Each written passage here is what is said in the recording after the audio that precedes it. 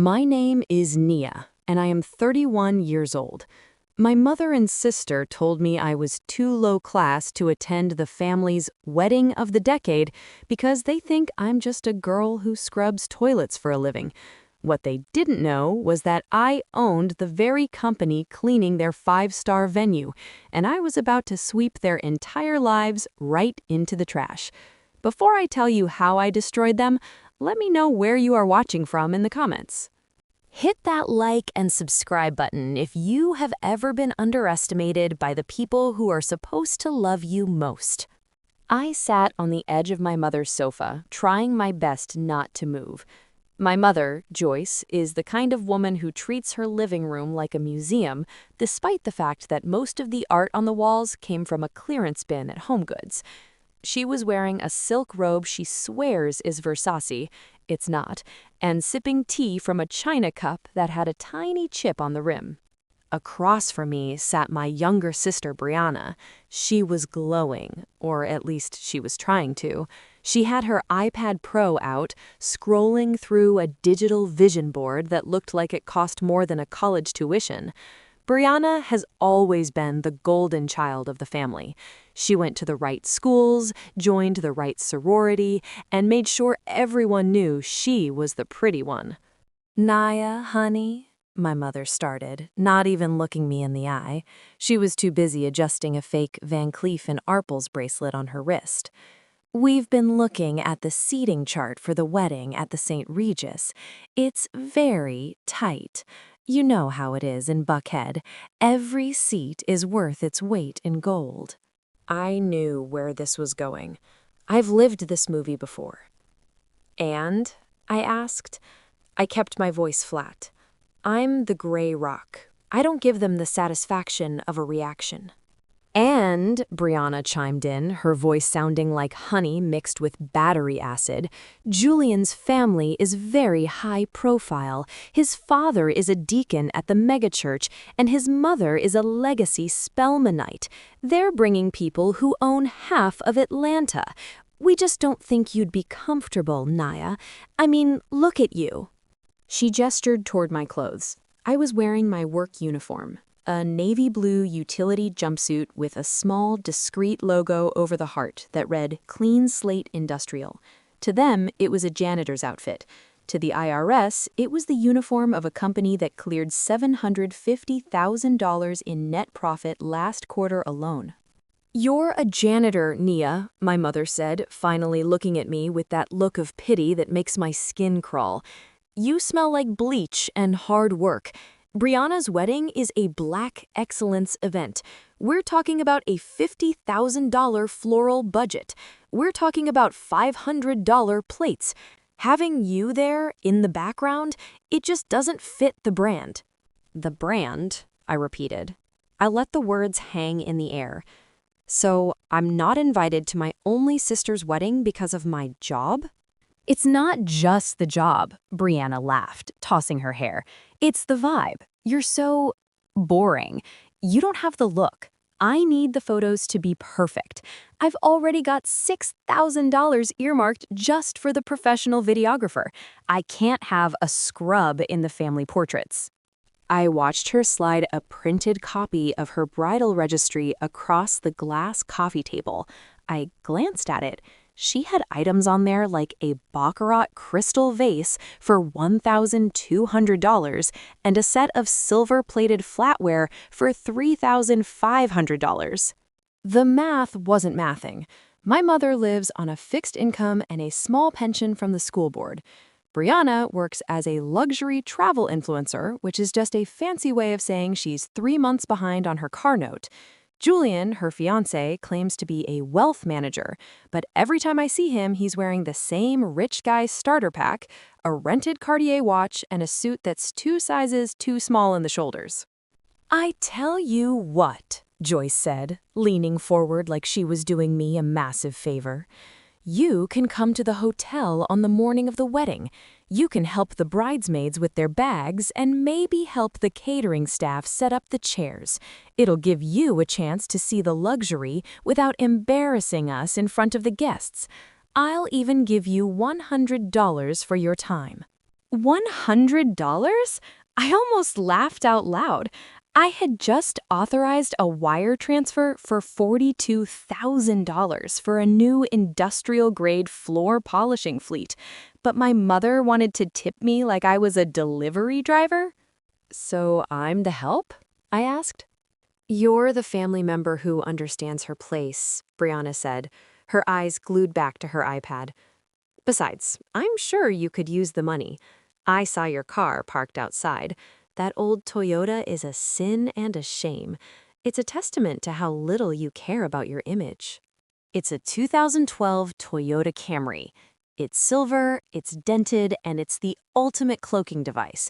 Nobody expects the woman in the dented Camry to have a brokerage account sitting at $1,400,000. I call it the stealth wealth shield. I see, I said, standing up. I didn't yell. I didn't cry. I didn't tell them that Big Mama, my grandmother who actually loved me, had left me her entire estate in a private trust because she knew Joyce and Brianna would spend it all on Gucci belts and ego trips. If that's how you feel, I won't be at the wedding as a guest. Good, my mother sighed, looking relieved. I knew you'd understand. We'll send you a list of the chores for the morning of. It'll be fun. You'll get to see how the other half lives for once.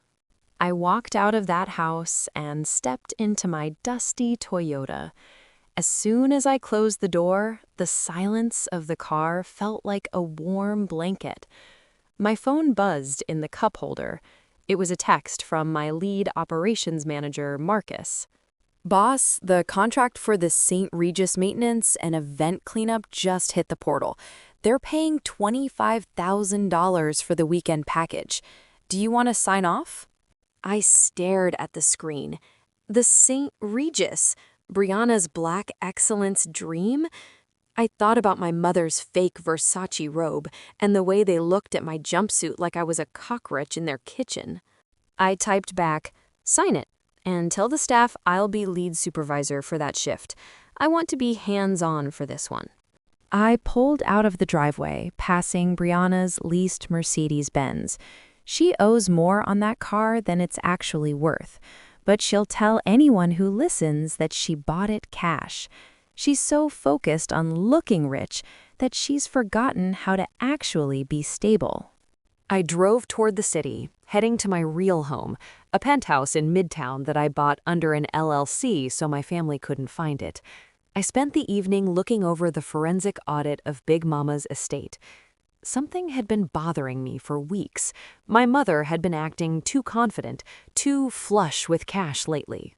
When I opened the digital file for the property deed to Big Mama's house in Sandy Springs, my heart stopped.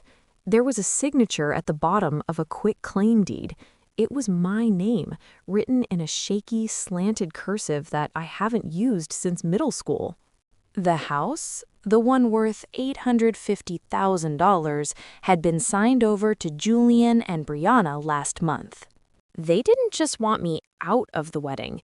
They wanted me out of the inheritance.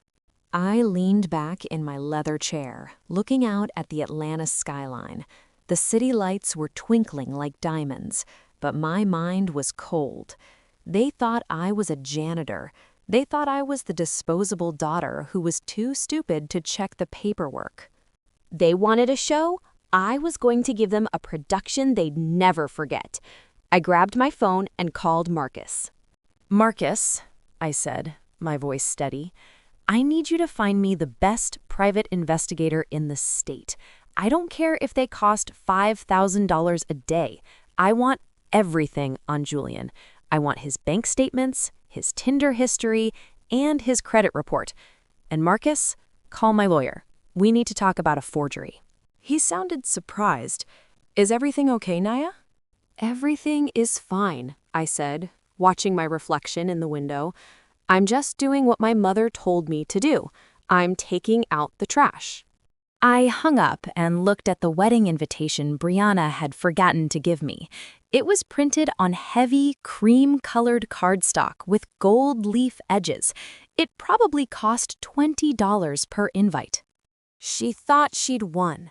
She thought she had successfully scrubbed me out of her perfect, fake rich life. But she forgot one small thing. I still had the keys to the safe. Now, y'all won't believe the sheer audacity of what happened the very next morning. After I found that forged signature on Big Mama's deed, I didn't sleep a wink. I stayed up in my penthouse staring at that digital file until my eyes burned. Most people would have called the police right then and there, but I'm a firm believer that if you're gonna serve a dish of revenge, you might as well make it a 5-course meal at a Michelin star restaurant. I had to go to Phipps Plaza to pick up some specialized cleaning agents for a contract we were starting at a high-end jewelry store. If you've never been to Phipps, just know it's the kind of place where the air smells like money and judgment. I was in my element, even in my navy blue clean slate jumpsuit. I had my hair pulled back in a tight, sensible bun, no makeup, and my trusty $300 work boots on. I looked like a woman who knew how to get grease off a marble floor. And in that building, that makes you invisible. I was walking past Elite Bridal, which is basically the holy grail for Atlanta brides who want to pretend they're royalty. The window display alone had a mannequin wearing a gown that probably cost more than a Honda Civic. As I passed the glass, I heard a laugh that I'd know anywhere. It was that high-pitched, fake-rich cackle that my sister Brianna uses when she wants everyone in the room to know she's arrived. I stopped. I couldn't help myself. I looked through the tinted glass, and there they were. Brianna was standing on a velvet-covered pedestal, looking at herself in a three-way mirror like she was the Queen of Sheba. My mother, Joyce, was sitting on a champagne-colored silk sofa, sipping what looked like $200 a bottle Veuve Clicquot. They were surrounded by 3 different shop assistants who were all nodding and smiling that fake, I want your commission smile. I decided right then that it was time for a little check-in. I pushed open the heavy glass doors. A little bell chimed, the kind of chime that sounds like it costs $50 just to hear it. Immediately, a woman in a black suit that cost at least $2,000 rushed toward me. Her nose crinkled like she'd just smelled something rotting in the dumpster. "Excuse me, miss," she said, blocking my path. "The service entrance is in the back. We aren't expecting any maintenance today." "I'm not here for maintenance," I said, keeping my voice low and calm. I didn't look at her. I looked straight at my mother. Joyce's face went from proud mother of the bride to I've seen a ghost in 0.5 seconds.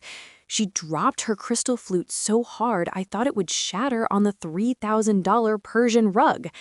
Brianna turned around on the pedestal, her eyes widening as she took in my jumpsuit. "Naya?"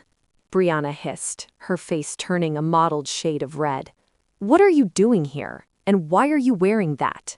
"I was just in the neighborhood for work," I said, walking further into the room. I could feel the eyes of every wealthy woman in that boutique on me. I was a stain on their perfect ivory-colored world. I wanted to see how the dress shopping was going. "Is that the one?" I pointed to the dress she was wearing. It was a monstrosity of lace and crystals. It looked like a chandelier had exploded on a pile of tulle. "This is a custom Monique Lulliere," Brianna said, her voice trembling with embarrassment. "It's $12,500. Not that you would know anything about that. Please, leave. You're embarrassing me." The shop assistant looked from me to Brianna, her confusion growing. Is this woman with you?" My mother stood up, smoothing out her dress. She didn't look at me. She looked at the assistant and gave a tight, pained smile. "She's just someone we know from the neighborhood. She does some odd jobs for us. She's the help, really. She must have seen us through the window and thought she could come in and ask for her weekly pay." I felt a sharp sting in my chest, but I didn't let it show. The help. My own mother had just demoted me to a neighborhood vagrant in front of a room full of strangers just to save face. Oh, the assistant said, her face relaxing into a look of pure condescension. I see. Well, miss, you'll have to wait outside. We are in the middle of a private consultation. I looked at my mother. The help, Mom? Really? After everything Big Mama did for this family, you're going to stand there and call me the help because I'm wearing a uniform? Don't you bring your grandmother into this, Joyce snapped, her voice dropping to a low, dangerous whisper as she stepped closer to me. You're making a scene. You're dusty, you're dirty, and you're ruining Brianna's moment. If you don't leave right now, I'll make sure you don't even get that $100 I promised you for working the wedding. I looked at Brianna. She was smirking now, enjoying the show. Yeah, Naya, go back to your mop bucket. Some of us are meant for silk, and some of us are meant for bleach. It's just the way of the world. I nodded slowly. I was the gray rock. I didn't argue, I didn't yell. You're right, I said. The way of the world is a funny thing. I'll leave you to your fitting. I turned around and walked out. But I didn't go far. I stood just outside the boutique, near a large potted palm, and I waited. I knew how Brianna's wealth worked. It was all smoke and mirrors, and I wanted to see the smoke clear. 10 minutes later, the door opened. But it wasn't the happy exit they'd planned. The shop assistant was standing in the doorway, and she didn't look happy. I'm sorry, Ms. Williams, the assistant said, her voice loud enough for the whole hallway to hear, but the card has been declined, again. That's impossible, Brianna's voice wailed from inside. Try it again. There should be at least $5,000 on that account for the deposit. I've tried it 3 times, the assistant said, her tone getting colder by the second. The bank is saying insufficient funds. If you can't provide the $2,500 non-refundable deposit today, we cannot hold the gown for you. There is a wait list, and the daughter of a senator is coming in at 2 o'clock. I watched as my mother and sister shuffled out of the store a few minutes later, their heads down. Brianna was crying, her expensive mascara running down her face, and Joyce was frantically typing on her phone, probably trying to see which credit card wasn't maxed out yet. They didn't even notice me standing by the palm tree as they rushed toward the parking deck. Once they were gone, I took off my work jacket, revealing a simple black silk camisole underneath. I tucked my bun into a slightly more effortless look and walked back into Lee Elite Bridal. The same assistant saw me and started to puff herself up for another round of get out. I told you, she began. I'd like to see the manager, I said, and I didn't say it like a request. I said it like an order. I pulled my wallet out of my jumpsuit pocket, the one that holds my personal black card. The assistant's eyes dropped to the card. The color drained from her face. In the world of high-end retail, that piece of metal is a VIP pass to heaven. The manager, a tall man named Stefan, who I'd met at a charity gala last year, came scurrying out of the back office. Miss Reed, I didn't realize you were coming in today. I am so sorry for the misunderstanding.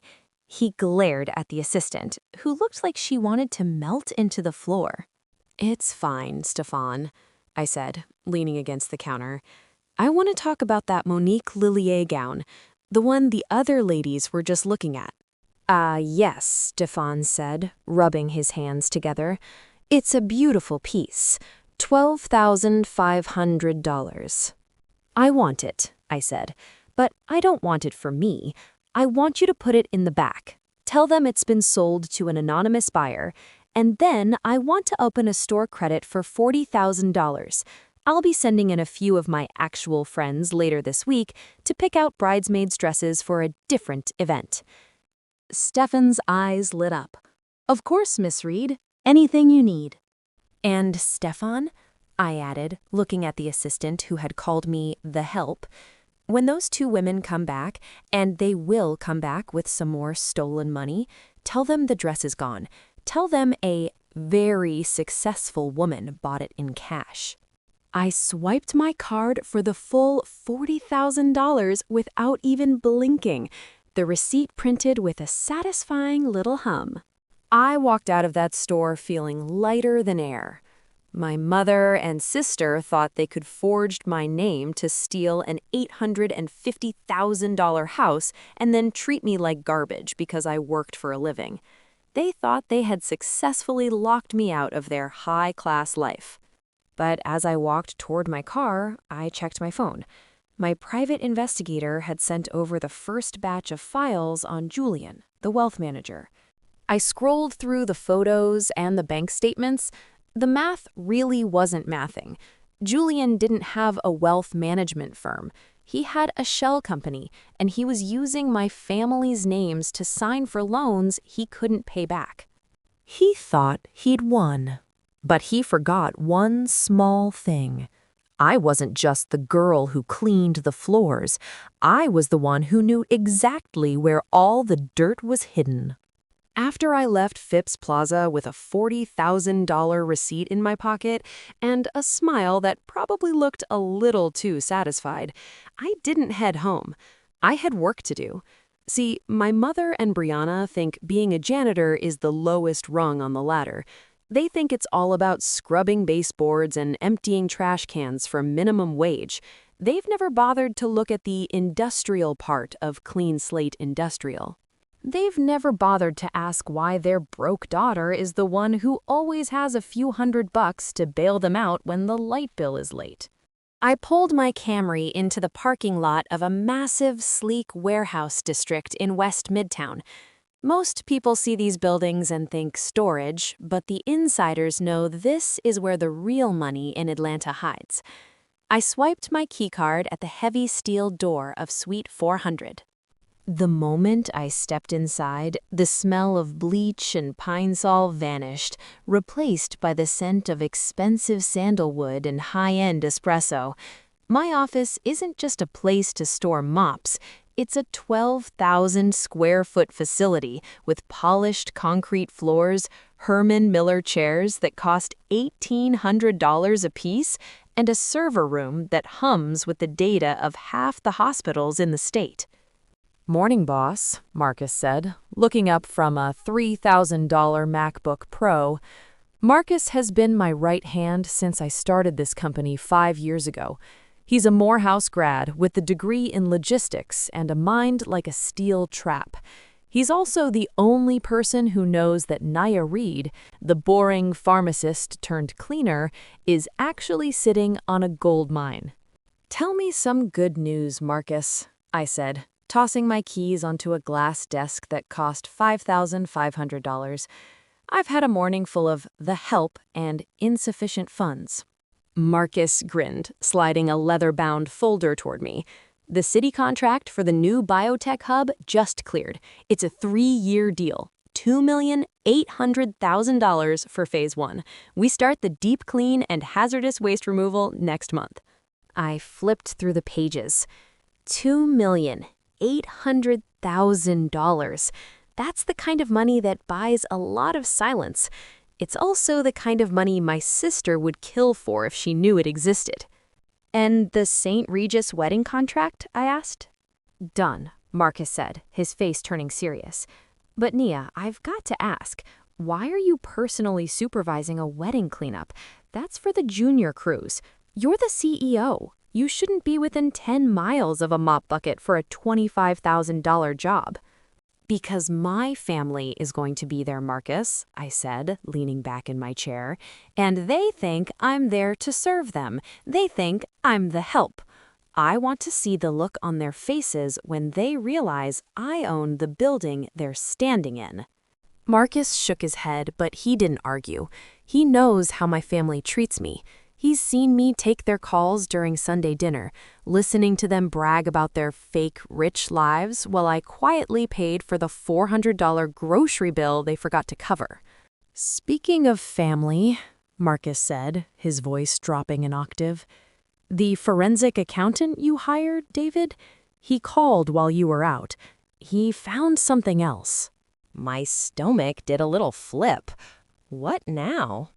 It's not just the house deed, Naya. It's Big Mama's old retirement accounts. You know, the ones she set up at the HBCU credit union? I nodded. Big Mama had worked as an administrator at Clark Atlanta for 40 years. She lived a simple life, but she saved every penny. She always told me, Nia, a woman with her own money is a woman with her own mind. David found a series of withdrawals over the last 6 months, Marcus continued, totaling $175,000. Every single one of them was authorized with a signature that matches yours. They've been draining the trust I thought was locked until next year. I felt the blood in my veins go cold. $175,000. That wasn't just money, that was Big Mama's legacy. That was the money she wanted me to use to set up a scholarship fund in her name. They're using my grandmother's life savings to pay for a wedding for a man who doesn't even have a real job, I whispered. The math was finally mathing, and it was ugly. Julian's wealth management wasn't bringing in a dime. He was probably the one who figured out how to bypass the security on those accounts. He'd convinced my mother and Brianna that they were entitled to that money now, rather than waiting for the trust to vest. I stood up and walked to the floor-to-ceiling window that looked out over the city. I could see the steeples of the churches Big Mama used to take me to every Sunday. I could almost hear her voice telling me to be patient, to be smart, and to never let anyone see my hand until it was time to play it. They think I'm the fool, I said to the glass. They think because I don't wear a $3,000 suit or drive a 6-figure car, I'm just a janitor they can steal from. What's the move? Marcus asked. We play the fool, I said, turning back to him. I'm going to go to that Sunday dinner this weekend. I'm going to wear my dirtiest jumpsuit. I'm going to act like I can barely afford my rent. I want them to feel so comfortable, so arrogant that they start bragging about things they shouldn't. And the money? Let them spend it, I said, and my voice was as cold as a morgue. Let them spend every dime of that $175,000, because once the wedding starts, I'm filing the police report for grand larceny and forgery. Every gift, every flower, every drop of champagne they bought with that stolen money is going to be evidence in a criminal trial. My phone started buzzing on the desk. It was my mother. I put it on speaker. Naya! Joyce's voice boomed through the office, sounding frantic. I need you to come by the house. Brianna is in a state. Some hateful woman bought her dress right out from under her at Phipps. Cash. Can you believe the nerve of some people? I caught Marcus's eye. He had to bite his lip to keep from laughing. That's terrible, Mom, I said, my voice perfectly flat. Who would do something like that? I don't know, but she must be one of those new money types with no class, my mother huffed. Anyway, Brianna found another dress, but it's at a different shop, and they want $8,000 up front. I'm a little short this week because of some unexpected bank fees. Can you bring over $500 just to tide us over? I looked at the folder on my desk. They had stolen $175,000 from me, and they still had the audacity to ask for $500 more. I don't know, Mom, I said, playing the part. Work has been slow. I had to buy new filters for the vacuums. It's been tough. Oh, for heaven's sake, Naya, it's for your sister's wedding. Don't be so selfish. Just bring whatever you have. And wear something decent for once. We're having Julian's parents over for a pre-wedding brunch on Sunday. I'll see what I can do, I said, and I hung up before she could ask for anything else. I looked at Marcus. Get the private investigator on the phone. I want to know exactly where that $175,000 went. I want receipts, I want timestamps, and I want to know exactly what Julian is planning to do with Big Mama's house once the wedding is over." "You got it, boss," Marcus said. I picked up my keys. I had a $2,800,000 contract to oversee and a janitor reputation to maintain. They thought I was just the girl who cleaned up their messes. They had no idea I was about to create a mess so big, no amount of bleach in the world could ever get them clean. I realized right then that I didn't just need to skip the wedding, I needed to audit the entire family. And the audit was going to start with a very special guest I was planning to invite to the red wedding reveal. He thought he'd won, but he forgot one small thing. I wasn't just the one holding the mop. I was the one who owned the floor he was standing on.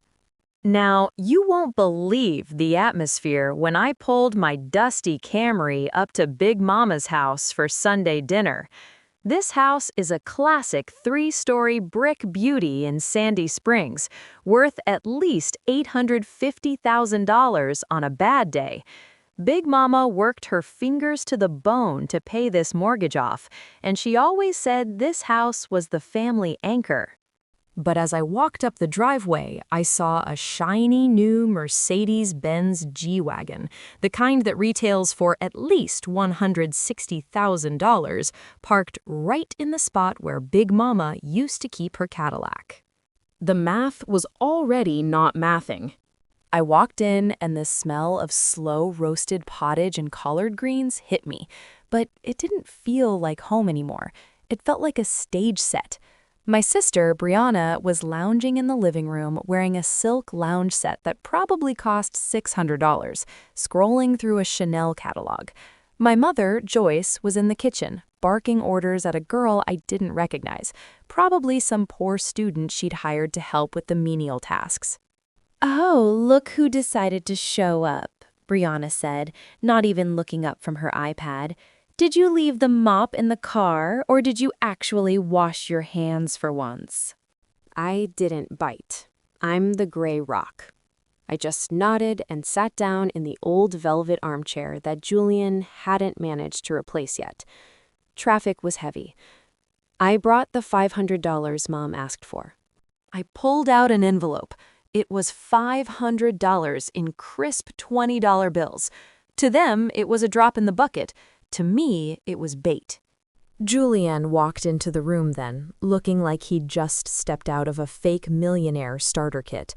He had on a Tom Ford polo shirt that was $350 and a pair of Ferragamo loafers with the gold hardware shining like a neon sign. He was holding a glass of 12-year-old Macallan's scotch like he was some kind of titan of industry. "Nia, good to see you," Julian said, his voice dripping with that fake, charitable tone narcissists love to use. "I was just telling Joyce that we really need to do something about your career path. This whole cleaning business thing, it's not a great look for the family, especially with the wedding coming up." "It pays the bills, Julian," I said softly. "Barely, apparently," he chuckled, sitting down across from me. He reached out and took the envelope of cash I'd put on the table. He didn't even say thank you. He just tucked it into his pocket like it was his birthright. "Look, once Brianna and I are settled, maybe I can find you a desk job at my firm. Something low stress. Filing, maybe." I looked at him, really looked at him. This was the man who had forged my name on a deed to steal an $850,000 property. He was gaslighting me in my own grandmother's house, acting like I was the one who needed a handout. "Actually," I said, leaning forward, "I'm glad you mentioned money. Things have been a little tight with the new equipment I had to buy. I was wondering, since you're doing so well, could you lend me $50? Just to get me through the week until my next contract clears." The room went silent. You would have thought I'd asked him to give me a kidney. Brianna let out a sharp, jagged laugh. $50? Naya, are you serious? We are in the middle of planning a $200,000 wedding, and you're asking for $50? This is exactly why you weren't invited to the main event. You're always looking for a handout. It's just $50, I said, keeping my face blank. I gave Mom $500 just now. That was for the family legacy, Nia, Joyce said, walking in from the kitchen. She looked at me with pure disdain. Julian is a busy man. He doesn't have time to be your personal ATM. If you can't manage your little janitor money, that's on you. Maybe if you spent less time in those work boots and more time at the hair salon, you'd find a man to take care of you. Julian smirked, taking a slow sip of his scotch. I'll tell you what, Naya. I'm not going to give you $50. It'll just teach you bad habits. You need to learn the value of a dollar. But since I'm feeling generous, you can take some of the leftovers home. That'll save you a few bucks on groceries. The audacity was breathtaking. I sat there, the scapegoat of the family, being lectured on the value of a dollar by a man who was currently wearing a stolen inheritance. Dinner was more of the same. They talked about the 5-tier wedding cake that was costing them $4,800. They talked about the exclusive guest list that included half the city council. They acted like I wasn't even in the room, except when they needed someone to pass the gravy. After dinner, I made my move. I excused myself to go to the bathroom, but I took a detour. I knew where Julian kept his office set up in the guest room. I slipped inside, my heart hammering against my ribs. I only had a few minutes. I didn't need to dig deep. Julian was arrogant. Arrogant people are sloppy. On his desk, tucked under a leather-bound planner, was a folder from a local notary. I opened it, and there it was, the original quit-claim deed for Big Mama's house. I pulled out my phone, a top-of-the-line model they didn't know I owned, and took high-resolution photos of every single page. Then I saw it, a second document.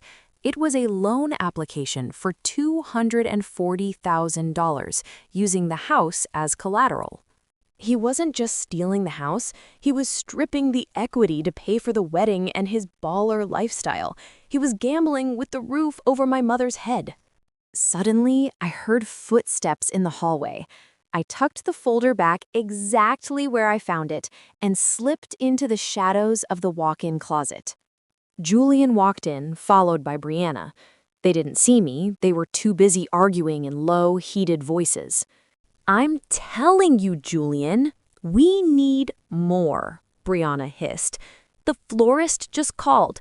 They want another $7,000 for the orchid wall, and Mom wants that Chanel suit for the rehearsal dinner.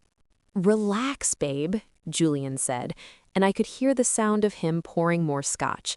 The janitor just handed over $500 today, and I've already got the loan approval on the house. That's $240,000 hitting the account by Friday. That stupid girl has no idea. She's too busy scrubbing toilets to notice her name is on a deed she doesn't own anymore. I just worry about the audit, Brianna whispered. What if someone looks at the signature? Who's going to look? Julian laughed.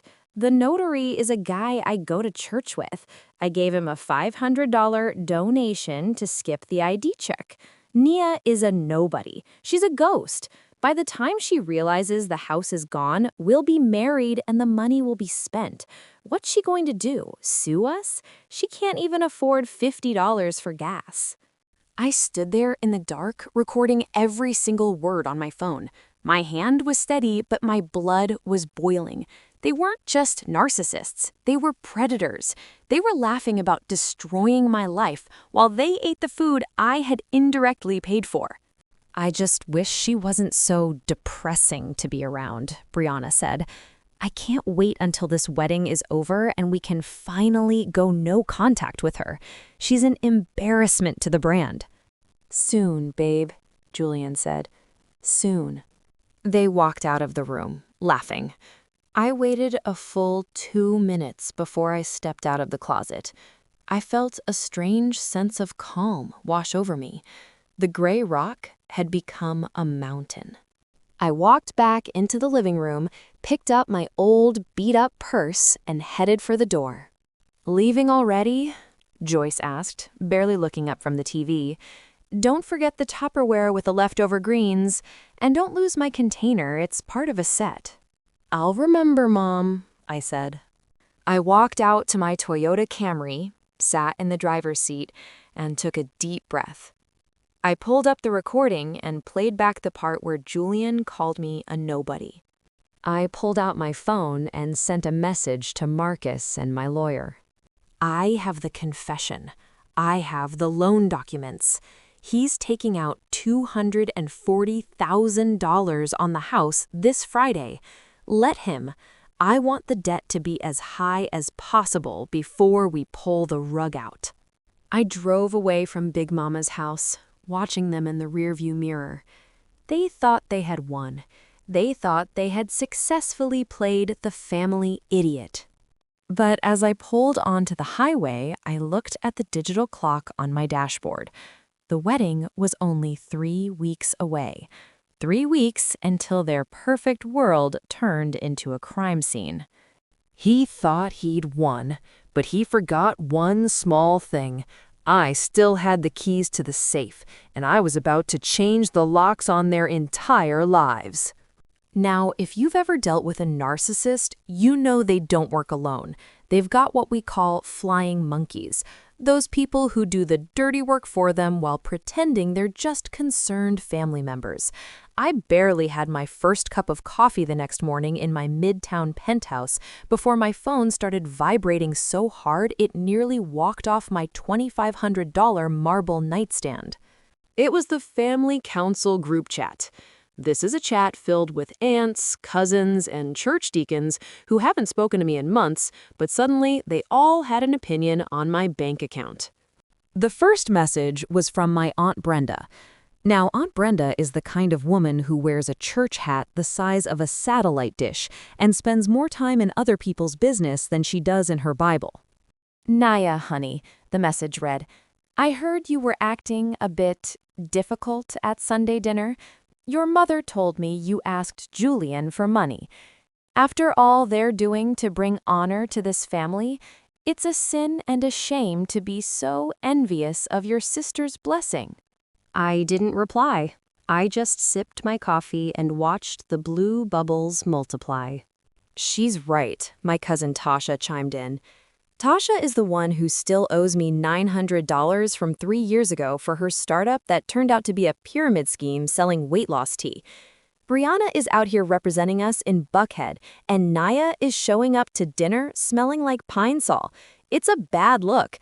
The least she could do is contribute to the bridesmaids gift fund. We're all chipping in $500 for the Tiffany & Co. necklaces. I leaned back against my $8,000 custom-made velvet headboard and laughed. They wanted $500 for a necklace when they'd already stolen $175,000 from Big Mama's accounts in my name. The audacity wasn't just peaking, it was off the charts. I was the gray rock. I didn't defend myself. I didn't tell them I was currently looking at a bid for a $3 million contract. I just typed, "I'm doing my best. Times are hard." That was the signal for the main event. My phone rang. It was my mother. "Nia, did you see the chat? Joyce didn't even say hello. Brenda is right. You're making us look poor. Julian's parents are starting to ask questions about what you actually do. I had to tell them you were a sanitation consultant just to keep them from fainting." "Well, I am a consultant, Mom," I said, looking at the Clean Slate logo on my laptop. "I consult on how to remove toxic waste, which is exactly what I'm doing right now." "Don't you get smart with me," she snapped. Listen, Brianna is in tears. The $7,000 orchid wall she wanted, the deposit is due by 5 o'clock, and Julian's assets are tied up in a high-level merger. We need you to step up. If you can't give us the money, you need to earn it. Earn it? I asked. This was the trap. I could feel it. Yes, Joyce said, her voice turning sugary sweet, the kind of sweet that gives you a cavity. The catering company at the St. Regis had a few staff members drop out. They need extra servers for the reception. I told them my daughter is a professional in the service industry. If you work the wedding as a server, the coordinator said she'd give us a $2,000 discount on the total bill. It's the only way you can be there, Nia. Since you can't afford a seat, you might as well carry a tray. I took a slow breath. My own mother was asking me to serve hors d'oeuvres at my sister's high society wedding to pay off a discount for a groom who was currently defrauding me. It was poetic, really. So I'd be working the whole time? I wouldn't be a guest? Nia, let's be real, Joyce huffed. You don't have the wardrobe for a guest list like this. You'd stick out like a sore thumb. This way, you're useful. You'll be in a uniform anyway, so you'll feel right at home. You can help set up the $5,000 dessert table and make sure the champagne towers are full. It's a win-win. I'll do it, I said. There was a pause on the other end. She didn't expect it to be that easy. You will? No complaining? No poor me attitude? No, Mom, I'll be there. I'll even bring a few of my own cleaning supplies to make sure the place is spotless. Good. I'll tell Brianna. Try not to be late, and for heaven's sake, do something with your hair. Even the help needs to look presentable. She hung up, and I immediately called Marcus. Marcus, tell the St. Regis management that I'm accepting the server supervisor role for the Reed Williams wedding personally. I want full access to the floor plan, the kitchen, and the AV booth. And tell our tech guy, Ben, I need those 3 wireless micro cameras ready by Saturday. You're really going through with the server thing? Marcus sounded like he wanted to fly down here and talk some sense into me. Nia, you're worth millions. You don't need to be carrying $500 bottles of Ace of Spades to people who treat you like dirt. I'm not carrying it for them, Marcus. I'm carrying it so I can be in the room when the walls close in. If I'm the help, they'll talk right in front of me like I'm a piece of furniture. That's when people get sloppy. That's when they reveal where the rest of the money is hidden. I spent the rest of the afternoon at my office, reviewing the financial porn my private investigator had sent over. It was worse than I thought. Julian hadn't just forged the deed to Big Mama's house. He had also opened 3 separate credit lines in my mother's name, totaling $85,000. He was burning through Joyce's credit score to fund a life he couldn't afford, and Joyce was so blinded by the buckhead groom fantasy that she was helping him do it. He'd even spent $9,600 at a high-end watch boutique last week, probably the Patek Philippe he'd been flaunting, using a check from an account that I knew was nearly empty. He's running a kiting scheme, I whispered to myself, looking at the bank ledger. He was moving money between accounts to make it look like he had a high balance, but it was all a house of cards. The $240,000 loan on Big Mama's house was his Hail Mary. He needed that cash to hit the account before the wedding, or the vendors would start pulling out. The flying monkeys continued to attack throughout the day. Aunt Brenda sent me a video of Brianna trying on a $3,000 reception dress with a caption that said, "This is what hard work and grace looks like. Maybe one day you'll understand, Nia." I didn't block her. I wanted to see it all. I wanted to see the heights of their arrogance, because the fall was going to be so much more satisfying. Around 7 o'clock, I decided to go no contact with the group chat. I put my phone on Do Not Disturb and poured myself a glass of $25 sparkling water. I sat on my balcony, looking out at the city. In 3 weeks, that St. Regis ballroom would be filled with the who's who of Atlanta. The church mothers would be there in their finest silks. Julian's high-profile family would be there, judging everyone. And I would be there, in a black and white server's vest, holding a tray of $200 appetizers. They thought they had finally put me in my place. They thought they had successfully gaslit me into believing I was the failure of the family. They were so busy patting themselves on the back for managing me that they didn't notice the forensic audit I just authorized for the entire family trust. I looked at the folder Marcus had left on my desk. It contained a quit-claim deed of my own. I'd had my lawyer draft a document that would freeze the title of Big Mama's house the second Julian tried to transfer that loan. He thought he'd won. He thought he was about to walk away with a bride and a $240,000 payday. But he forgot one small thing. I wasn't just working the wedding to pay off a discount. I was working the wedding to collect the trash. And in my business, we don't just move the trash around, we dispose of it permanently. The next morning, the sun was hitting the floor-to-ceiling windows of my office, but I didn't feel the warmth. I was too busy looking at the cold, hard numbers on my screen. After accepting that server role, my mother and sister probably thought I was at home crying into a bucket of soapy water. In reality, I was sitting in a $4,000 ergonomic chair watching my private investigator, David, upload a folder titled Julian Williams, the Apex Global Audit. Marcus walked in carrying 2 cups of coffee that cost $8.50 each from the boutique roastery downstairs. He set one on my desk and leaned over my shoulder. "You ready to see how deep this rabbit hole goes?" Marcus asked. Because David didn't just find a paper trail, he found a whole highway of fraud. "Open it," I said. The first document was the business registration for Julian's company, Apex Global Equity. On paper, he claimed to manage over $50 million in assets for high net worth individuals. But when David pulled the tax filings, the company had reported a net loss for the last 3 years. "The math isn't mathing, Nia," Marcus said, pointing to a line item. "Look at this. He's been taking consulting fees from a series of small accounts. These aren't high net worth individuals. These are Social Security checks and small pensions." I felt a sick feeling in my stomach. Julian wasn't just a fake rich baller. He was a predator. "Who are the account holders, Marcus?" Marcus scrolled down. My heart dropped.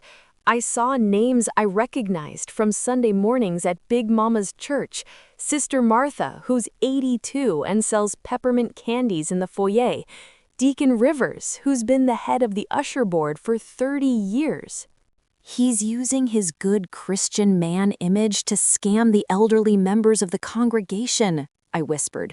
"He tells them he's investing their retirement, but he's really just using the cash to pay the lease on that $160,000 G-Wagon." But that wasn't even the worst part.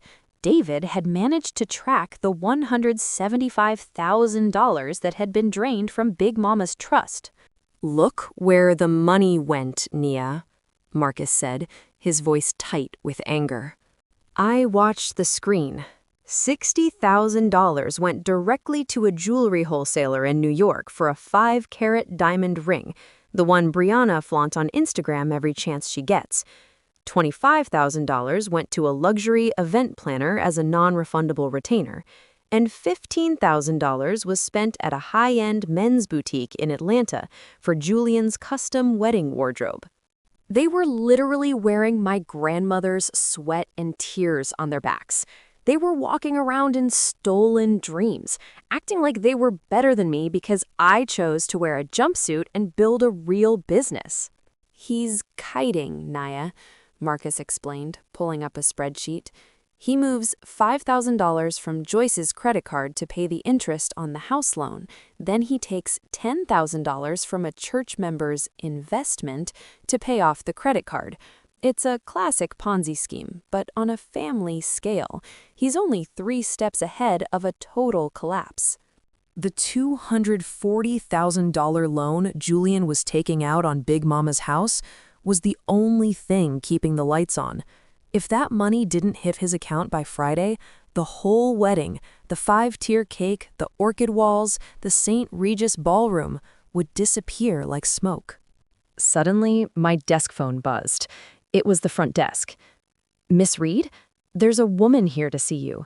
She doesn't have an appointment, but she says she's your mother." I froze. My mother had never been to my office. She didn't even know I had an office. She thought I worked out of a van. "Send her up," I said to the receptionist. Then I looked at Marcus. "Hide the laptop. Grab a mop bucket and put it by the door. Quick." Marcus didn't ask questions. He's been through enough of my family drama to know the drill. He slid the $3,000 MacBook into a drawer and grabbed a yellow industrial mop bucket from the supply closet, splashing a little water on the floor for effect.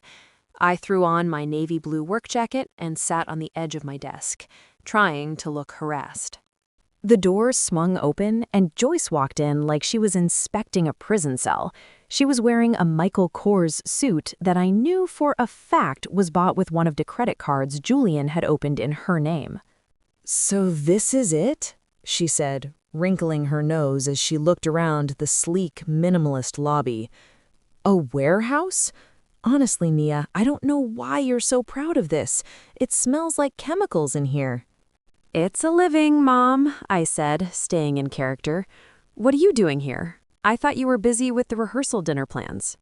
"I was," she sighed, dropping her $3,000 Gucci bag onto my $5,000 glass desk. I had to bite my tongue to keep from telling her to move it. "But Julian is having some technical issues with his offshore accounts. Something about a bank holiday in the Caymans. He needs another $10,000 for the final payment on the catering. The St. Regis won't start the kitchen without it." $10,000. She said it like she was asking for a cup of sugar. "I don't have $10,000, Mom," I said, leaning back. "I told you, things are tight. I'm barely making payroll for my 3 employees." "Don't lie to me, Nia," Joyce snapped, her eyes narrowing. "I saw the contract on your desk when I was at the house last week. That city contract. It said something about $2 million. I felt a chill go down my spine. She had been snooping in my bags when I was at Sunday dinner. "That's a multi-year gross contract, Mom. That's for equipment, insurance, labor, and taxes. I don't just get a check for $2 million to spend on Brianna's flowers." "Well, you need to find it," she said, her voice turning cold. "Julian is family now. If his reputation is ruined because the catering isn't paid, it reflects on all of us. Do you want the people at the church to think we're broke? Do you want Julian's parents to know we can't handle a simple wedding bill?" "Maybe they should know the truth," I said softly. Joyce slapped her hand on the desk. "The truth is what I say it is. You are the scapegoat of this family, Nia. You've always been the difficult one, the boring one, the one who couldn't keep a real job. The least you can do is support your sister while she actually achieves something." "Achieves what, Mom? A wedding she can't afford with a man who's using your credit cards?" Joyce's face went pale for a split second. Then she flushed a deep purple.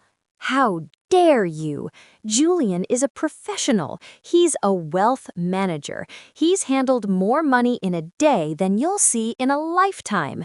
You're just jealous because no man is ever going to buy you a 5-carat diamond or take you to the St. Regis." She grabbed her bag and headed for the door. "Work the wedding, Nia. Carry the trays. Clean the toilets. Maybe, if you're lucky, some of the successful men there will leave you a good tip. But don't you dare speak Julian's name again with that tone." She slammed the door so hard the glass rattled. Marcus stepped out from the back room holding the mop. She's deep in the flying monkey sauce, Naya. She's not just an enabler anymore. She's a co-conspirator. She's a victim who doesn't want to be saved, I said, taking off my work jacket. My hands were shaking, not from fear, but from the sheer weight of the disrespect. She'd rather lose Big Mama's house than lose the image of having a rich son-in-law. "What's the move?" Marcus asked. "The loan hits Friday. If he gets that $240,000, he might be able to cover his tracks just enough to get through the wedding." I sat back down and opened the drawer, pulling out my laptop. I didn't look at the audit. I looked at the digital calendar. "He's not getting that loan," I said. "I'm calling the bank's fraud department this afternoon. I'm going to tell them that the primary heir to the estate, me, has discovered a forged signature on the deed. I'm going to tell them there's an active police investigation." "That'll kill the loan," Marcus said, a grin spreading across his face. "And without that $240,000. Without that money, the checks he wrote to the St. Regis and the florist are going to bounce like a basketball," I finished. "He'll be frantic. He'll start stealing even more from the church members to cover the gap. He'll get sloppy, and I'll be right there in my server's uniform recording every single desperate move he makes." I leaned forward, the glow of the screen reflecting in my eyes. I had the paper trail. I had the motive. I had the evidence of a crime that would put him away for a decade. But I wasn't going to stop him yet. I wanted him to walk all the way to that altar. I wanted him to see the life he thought he'd stolen right before I snatched it back. "Marcus," I said, "call the private investigator. Tell him I want a tale on Julian 24/7. If he so much as breathes near a bank or a church office, I want to know about it." He thought he'd won. He thought he could walk into my office and demand $10,000 to fund his fantasy. But he forgot one small thing. I'm the one who handles the waste, and the trash is about to get picked up. Now, if there's one thing I've learned about playing the long game, it's that you need a partner who can see the board just as clearly as you do. You can't win a war against a narcissist by yourself. They've got too many flying monkeys and too much practice at lying. You need someone who knows the law, knows the streets, and knows exactly how to handle a man who thinks he's the smartest person in the room. That's where Marcus comes in. Now, I know I mentioned Marcus is my operations manager, but he's so much more than that. We met back when I was first starting Clean Slate Industrial. He was finishing up his law degree at Howard, keeping it real with that HBCU excellence, and he was working nights as a security consultant. We bonded over the fact that both of our families thought we were doing too much by trying to build our own legacies instead of just getting a good government job and sitting still. Marcus isn't just a manager. He's my fiancé. We've kept it a secret from my family for 2 years. Why? Because I knew the second Joyce and Brianna found out I was engaged to a man who owned a $3 million security firm and had a legal mind like a scalpel, they'd be at our door with their hands out, asking for investments that would never be paid back. I was standing in my kitchen, which features $60,000 worth of custom Italian cabinetry and a sub-zero refrigerator that's hidden behind matching wood panels. Marcus was sitting at the island, looking sharp in a tailored charcoal suit that probably cost $3,500. He was twisting his Morehouse-class ring around his finger, a habit he has when he's plotting something major. "The bank's fraud department just flagged the loan, Naya," Marcus said, sliding a tablet across the marble countertop. "The second you called them yesterday and mentioned the police report, they put a hard freeze on the title for Big Mama's house. Julian is going to get a call in the next 48 hours telling him the $240,000 is a no-go." "He's gonna panic," I said, taking a sip of my coffee. "He's already promised that money to the vendors.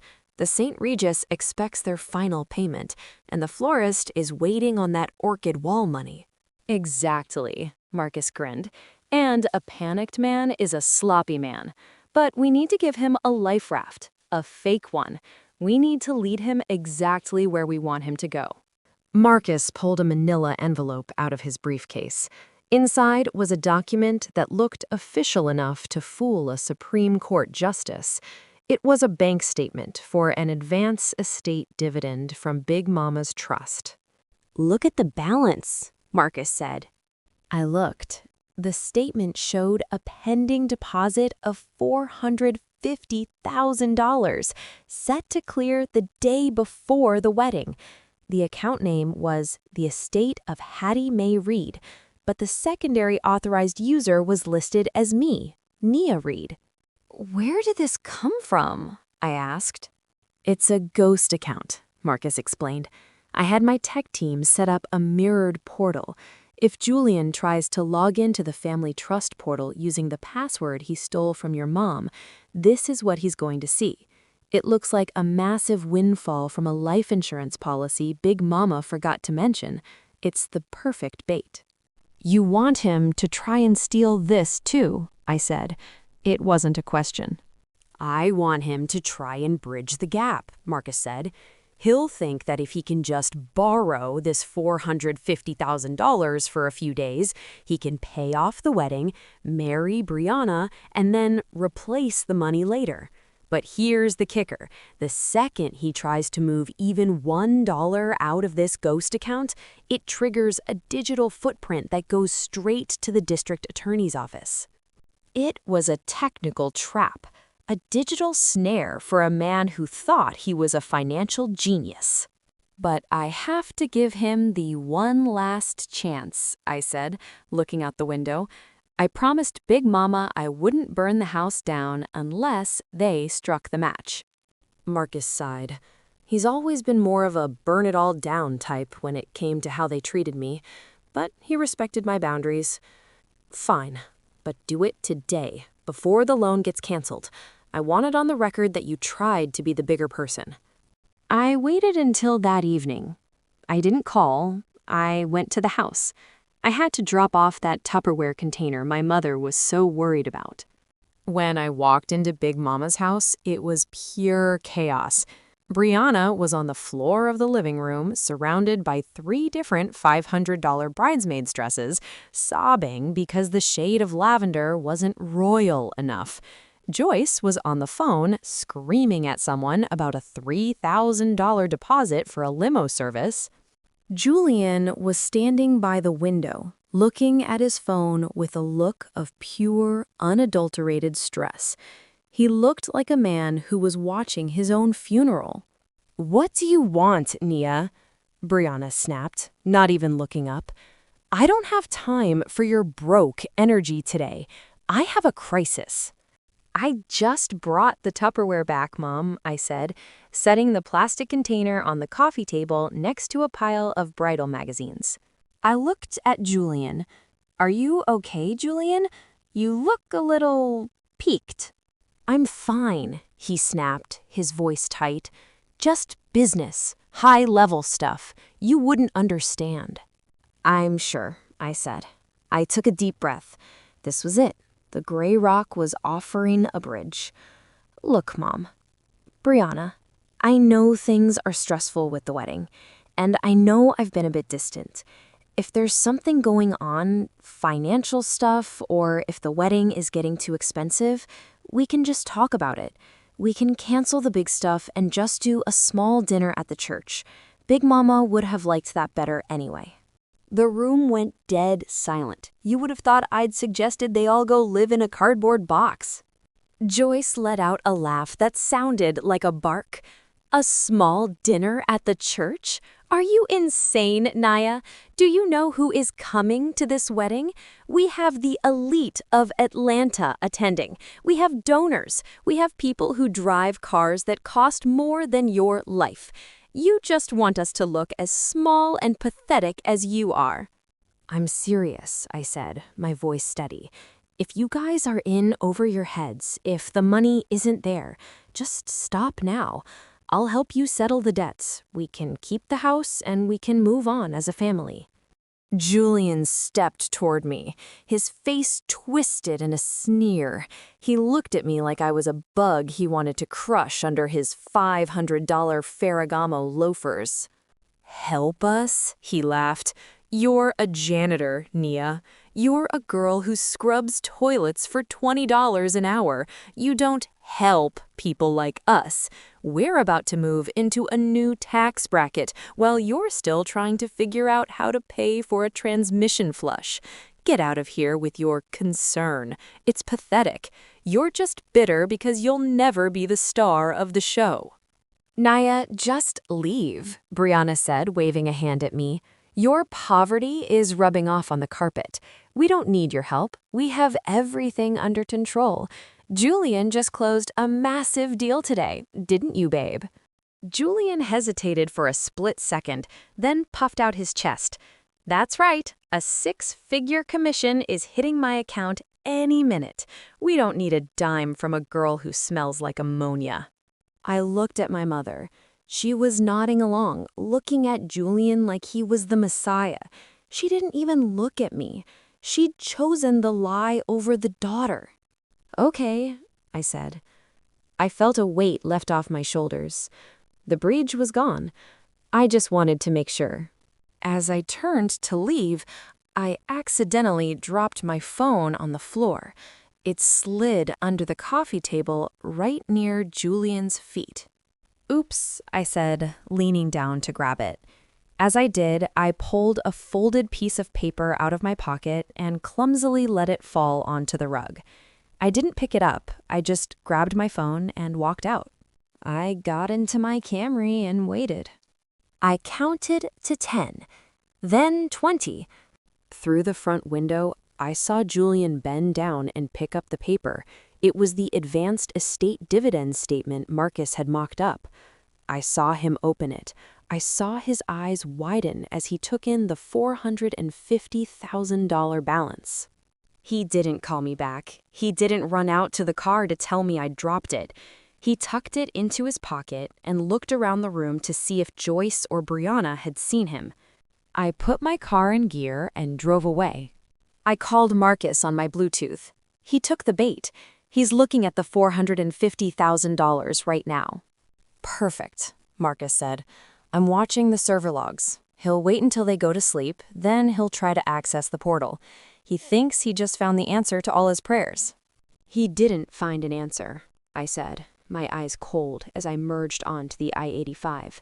"He found a trap door." He thought he'd won. He thought he'd just found a way to save his fake rich life without anyone knowing. But he forgot one small thing. I'm the one who designed the map, and every road he takes is leading him straight to a jail cell. Now I was sitting in a boardroom that cost more than my first 3 apartments combined. We're talking about a table made of a single slab of African mahogany that probably ran the hospital $50,000 alone. I wasn't wearing my clean slate jumpsuit today. I had on a silk blouse from The Row that cost $1,200 and a pair of tailored trousers that made me look like I owned the building, which, in a way, I almost did. I was meeting with the board of directors for the Atlanta Metropolitan Hospital. My lawyer, Marcus, was sitting right next to me, looking like $1 million in a 3-piece suit. We were there to finalize a $10 million anonymous donation to the neonatal intensive care unit. "Miss Reed," the hospital CEO said, leaning forward with a look of pure reverence, "this gift is life-changing. To donate $10 million without wanting your name on a single brick? It's unheard of. Most of our donors want a gala and a gold-plated plaque before the check even clears." "I don't need my name on a brick," I said, my voice calm and steady. I was the gray rock, even in a room full of power players. I want the wing named after my grandmother, Hattie Mae Reed. She was a nurse at an HBCU for 40 years. She believed in service, not spotlight. This is for her. "Of course," he said, scribbling notes. "The Hattie Mae Reed Neonatal Wing. We'll have the official announcement on the morning of the 24th. The 24th, the same morning as Brianna's wedding. Just as I was about to sign the final document, my phone started buzzing in my lap. I looked down. It was my mother. I hit decline and kept my face neutral. 2 seconds later, it buzzed again. Then a text popped up. "Nia, answer the phone. It's an emergency. Julian is losing his mind." I excused myself and stepped into the hallway, which was lined with art pieces that probably cost $20,000 a pop. I hit the call button. "Mom, I am in a meeting," I said, not missing a beat. "I don't care about your little cleaning schedule, Nia." Joyce's voice was high-pitched and frantic. I could hear Brianna crying in the background, that loud, performative wail she does when she doesn't get her way. "The bank called, Julian. They said the loan on the house was suspended due to a technicality. $240,000, Nia. Gone.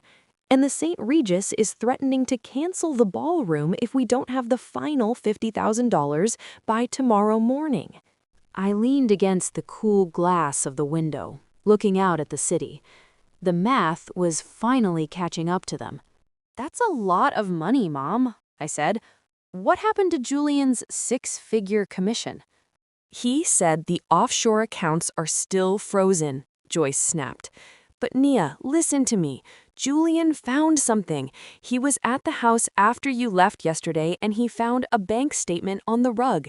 It says Big Mama had a secret account with $450,000 in it, and your name is on it." I felt a cold smile touch my lips. The bait had been swallowed hook, line, and sinker. "I don't know what you're talking about," I lied. "If there's an account, I haven't seen it." "Nia, don't you dare play with me!"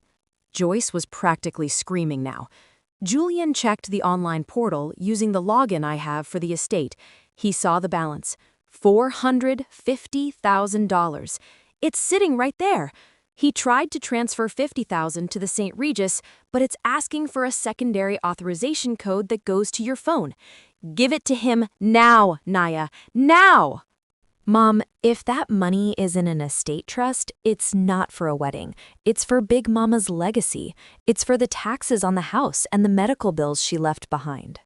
"The house is fine," Joyce shouted. "Julian is going to fix the house once the wedding is over. But if this wedding doesn't happen, our reputation in this city is dead. Do you want the ladies at the church to think we're scammers? Do you want Julian's family to think we lied about our status? Give him the code." I took a deep breath. This was it. This was the final warning. The last bridge before I let the fire take the whole house.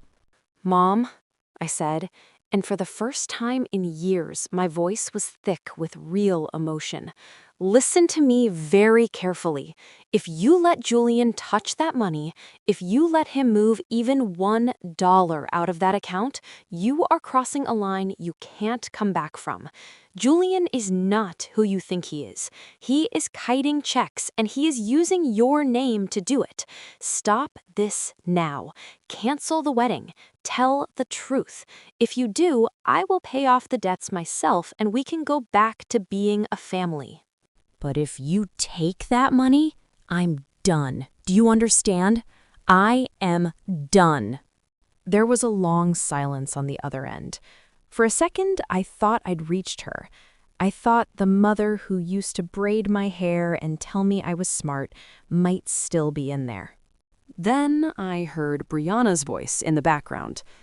"Is she giving us the code? Tell that B blank to give us the code, or I'm going to tell everyone she's been stealing from the estate herself." Joyce's voice came back on the line, and it was colder than I'd ever heard it. "You're just a bitter, jealous girl, Nia. You've always hated that Brianna was the star. You're trying to sabotage her big day because you know no man will ever look at you the way Julian looks at her. You want us to be broke like you so you can feel better about your pathetic life." Mom? No, Joyce yelled. If you don't give us that code, don't you ever call me Mom again. You are dead to this family. Julian is already working with a specialist to bypass the security. He said he doesn't need you. We don't need you. You're just the help, and the help is replaceable. Click. She hung up on me. I stood there in that expensive hallway, holding my phone, feeling a strange mixture of heartbreak and total, absolute freedom. I had offered her the truth. I had offered her a way out. She chose the fake rich dream over her own flesh and blood. I walked back into the boardroom. Marcus looked up, his eyes searching mine. I just nodded once.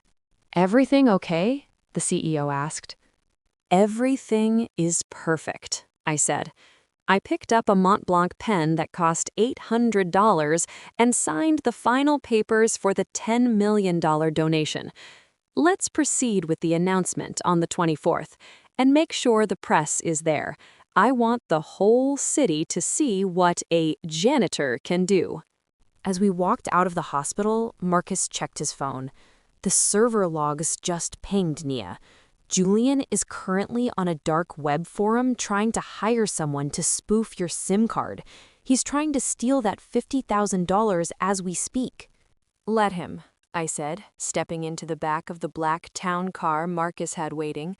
How long until the digital footprint is locked? The second he hits confirm on that transfer, the evidence is sent to the fraud unit at the Atlanta PD, Marcus said. It'll take them about 48 hours to verify the source. That puts the arrest warrant right on schedule for the wedding day. Good, I said. I looked at the city passing by. I thought about the church mothers who were currently being scammed by Julian. I thought about Big Mama's house, which was currently sitting under a fraudulent lien. I thought about the server uniform I was supposed to wear in 2 weeks. Marcus, I said, I want to add something to the red wedding reveal. I want a live feed of Julian's bank accounts projected onto the screens right before the cake cutting. If they want to talk about financial excellence, let's show the room exactly where the money came from. You got it, Marcus said. I leaned back into the leather seat. I felt like a gray rock that had finally been polished into a diamond. They thought they were the stars of the show, but they didn't realize they were just characters in a tragedy I was writing. He thought he'd won. He thought he was about to steal $50,000 and marry his way into a life of luxury. But he forgot one small thing. I wasn't just the girl holding the tray. I was the one who had already paid for the handcuffs. Now, y'all, if I thought the wedding was going to be a disaster, the rehearsal dinner was the spicy appetizer for the mess that was about to serve. It was held at Loro di Atlanta, one of those buckhead restaurants where you have to know someone who knows someone just to get a reservation. We're talking about a place with gold-leafed ceilings, hand-blown crystal chandeliers that cost $7,500 a piece, and a wine list that reads like a mortgage application. I arrived at the service entrance exactly at 5 o'clock. I wasn't wearing my CEO heels or my silk trousers. I was back in the uniform, a crisp black vest, a white button-down, and sensible black slacks. To the world, I was just another anonymous face on the catering team. To the hotel manager, who nearly tripped over himself when I walked in, I was the woman who owned the company that had just signed a $25,000 weekend maintenance contract with the venue. "Miss Reed, please, you don't have to do this," the manager whispered, his face sweating under the kitchen lights. "We can handle the Reed Williams party. You should be sitting at the head table." "No," I said, adjusting my name tag that simply read Nia. "I want to be exactly where I am. Just make sure the champagne is chilled and the AV system is ready for the slideshow tomorrow. And remember, I'm just the help today." I walked into the private dining room carrying a silver tray with 8 crystal flutes of $400 Krug champagne. The room was already buzzing with the who's who of Julian's social circle. These people were the definition of new money trying to look like old money. The women were dripping in logos, large Gucci belts, oversized Louis Vuitton bags, and enough filler in their lips to start a plastics factory. Julian's parents were there, looking like they stepped out of a Jack and Jill handbook. His mother, Mrs. Williams, was wearing a lavender suit with a $3,000 string of pearls, talking loudly about their summer home in Martha's Vineyard, which my private investigator already told me was a 2-week rental they hadn't paid for yet. Then there was my family. My mother, Joyce, was wearing that Chanel suit she'd bought with the credit card Julian opened in her name. It cost $8,600, and she was preening like a peacock. Brianna was in a white silk pre-wedding gown that featured a train so long it was a tripping hazard. It was a $5,000 dress for a dinner that was only going to last 3 hours. "Oh, look," Brianna said, her voice cutting through the room like a jagged knife as I approached the table. "Our personal server has arrived. Everyone, this is my sister, Naya. She's so dedicated to her craft that she insisted on working tonight instead of sitting with us. Isn't she selfless?" The table erupted in polite, condescending titters. Julian smirked, adjusted his $9,600 Patek Philippe, and looked at me with pure malice. He knew I'd caught him trying to bypass the security on that ghost account, but he thought he'd won because the money, his $50,000 bridge, was currently showing as pending in his account. He didn't realize it was a digital ghost, a trap that was currently pinging the FBI's regional office in downtown Atlanta. "Naya, honey," Joyce said, waving a hand at me, "make sure you fill Mrs. Williams' glass first. We wouldn't want the mother of the groom to have a dry throat while she's telling us about the family's HBCU scholarship fund." I stepped forward, my face a mask of professional gray rock calm. I poured the champagne with a steady hand. I didn't say a word. I didn't defend myself. I just played the role. "It must be so hard," Mrs. Williams said, looking at my uniform with a mixture of pity and disgust, "to see your younger sister marrying into such prominence while you're still carrying trays. But I suppose someone has to do the work, right?" "Absolutely, ma'am," I said, my voice smooth as silk. "Someone always has to clean up the mess." Brianna's eyes narrowed. She didn't like the way I said that. She leaned back, her 5-carat diamond ring, the one bought with Big Mama's stolen $60,000, glinting under the chandelier. "You know, Naya," Brianna said, her voice loud enough for the whole room to hear, "I was thinking, since you're so good at this, maybe you can help the maids at our new house next week.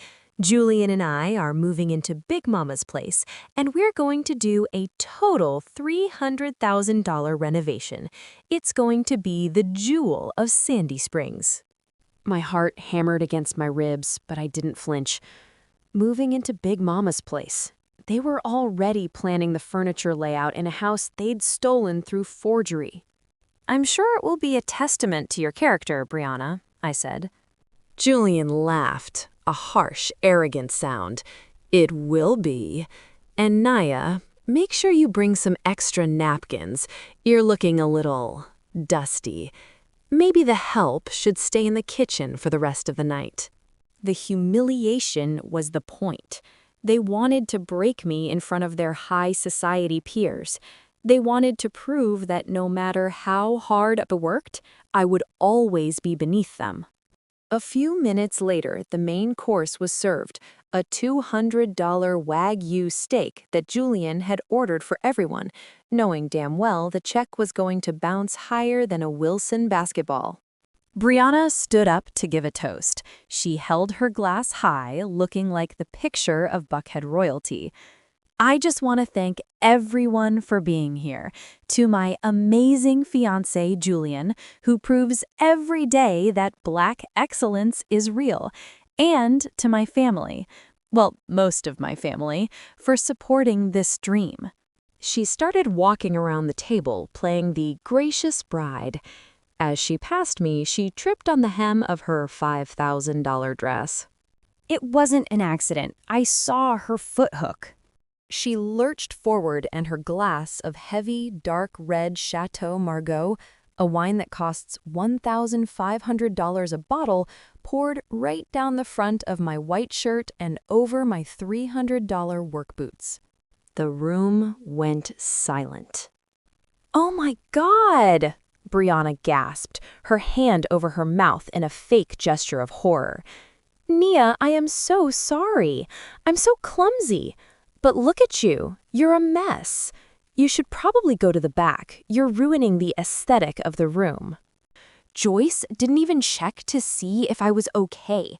She just looked at the wine stain on the rug. "Brianna, honey, be careful. That's a custom rug. Nia, go get a cloth and clean that up right now. Don't just stand there like a statue."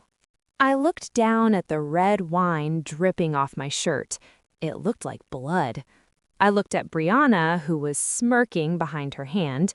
I looked at Julian, who was whispering something to his father, probably laughing about how the help couldn't even stand in a room without getting dirty. I felt the heat rising in my chest, but I didn't explode. I didn't scream. I didn't throw the tray. I reached into my pocket and pulled out a linen napkin. I slowly wiped a drop of wine off my hand. I looked Brianna dead in the eye, and for the first time that night, I let the gray rock crack just enough for her to see the fire underneath. "Don't worry about the mess, Brianna," I said, my voice low and dangerously calm. "I've spent my whole life learning how to get stains out, and I promise you by tomorrow afternoon, this room will be spotless. Everything that doesn't belong here will be gone." "Whatever," Brianna huffed, turning her back on me. "Just go. You smell like a vineyard and failure." I walked out of the room, the red wine soaking into my skin. I didn't go to the staff locker room. I went straight to the manager's office. Marcus was waiting there, his face like a thundercloud. He'd been watching the whole thing on the security feed. "I'm going to kill him," Marcus hissed, standing up. "I'm going to go out there right now and—" "No," I said, putting a hand on his chest. I felt the vibration of my phone in my pocket. I pulled it out. It was a notification from my private investigator. "Audit complete. FBI has the digital signature from the dark web hire. The warrants for Julian Williams and Joyce Reed have been signed. They're scheduled for pickup at 2 p.m. tomorrow, right during the I do's." I looked at the red stain on my shirt. It wasn't a mark of humiliation anymore. It was a war paint. "It's over, Marcus," I said, a cold, hard smile spreading across my face. The math finally hit 0. "You want me to call the St. Regis?" Marcus asked. "No," I said. "Let them have their morning. Let Brianna put on that $12,500 dress she thinks she's getting. Let my mother wear her stolen Chanel. I want them to be at the highest point of their fantasy before the floor disappears." I looked back at the closed door of the dining room. I could hear them laughing, clinking glasses, celebrating a life built on theft and lies. They thought they had successfully pushed me into the shadows. They thought I was just the girl who cleaned up their messes. But they forgot one small thing. When you're the one who handles the trash, you're the only one who knows exactly when the truck is coming. And the truck was officially around the corner. The morning of the wedding arrived with the kind of oppressive Atlanta heat that makes the asphalt hum. But inside the presidential suite at the St. Regis, the air was a crisp 68 degrees. It smelled like a mixture of expensive hairspray, lilies, and the kind of desperation you can only find in people who are living a lie they can't afford. I was there at 6 o'clock in the morning. I wasn't in my silk robe or getting my face pampered with $500 La Mer creams.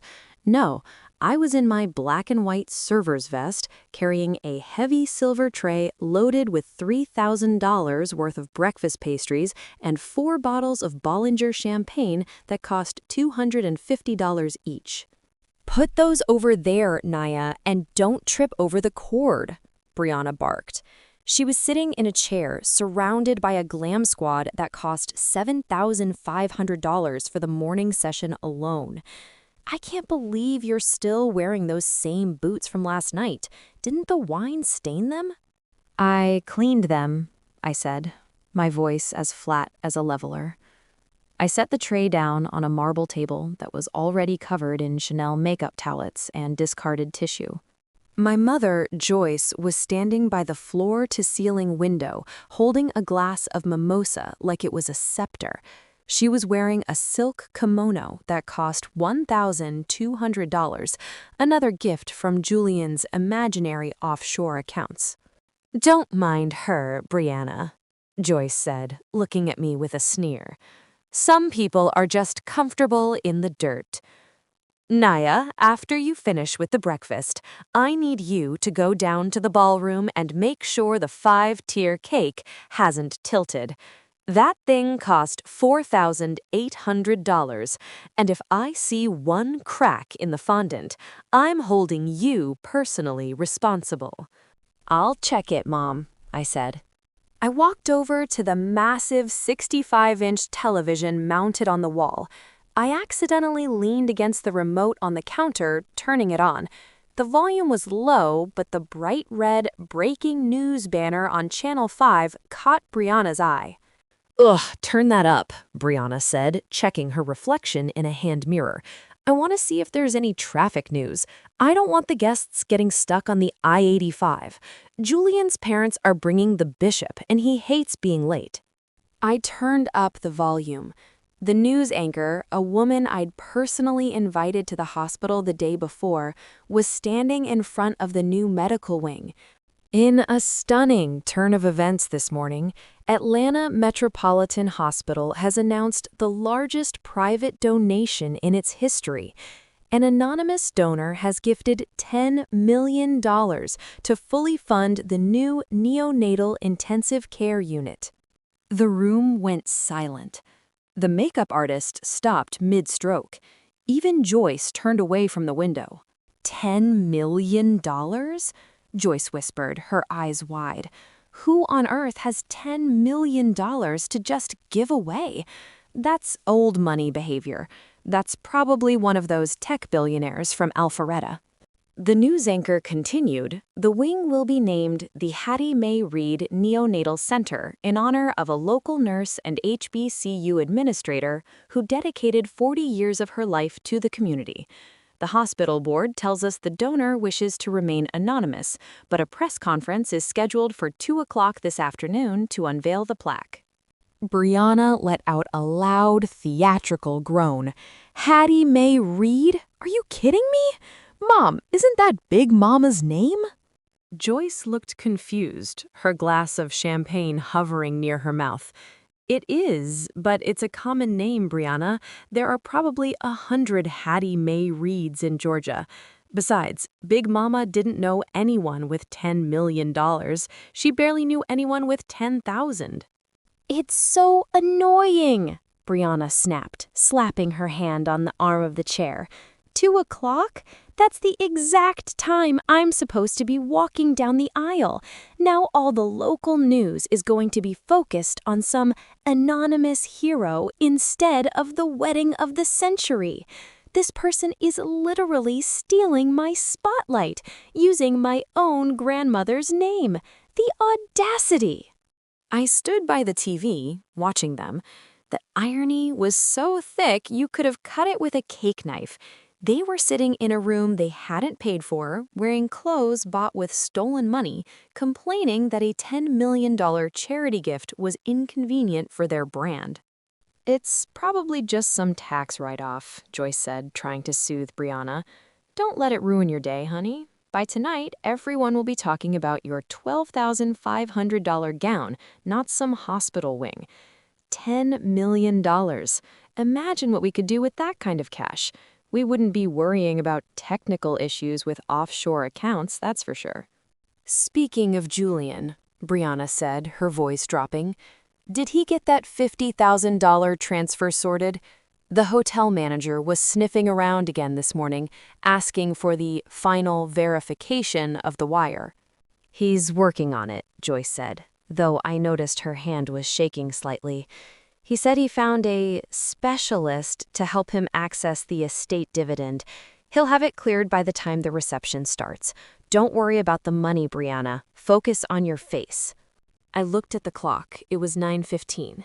In less than 5 hours, the specialist Julian had hired, who was actually a digital forensic plant working for Marcus, would finish transferring the ghost funds. The second those funds hit the St. Regis account, the fraud alert would trigger the warrants. Naya, what are you staring at? Joyce barked, noticing me lingering. Get out, go to the ballroom, and take those empty bottles with you. You look like a ghost standing there. I'm going, Mom, I said. I picked up the silver tray. As I walked toward the door, I turned back one last time.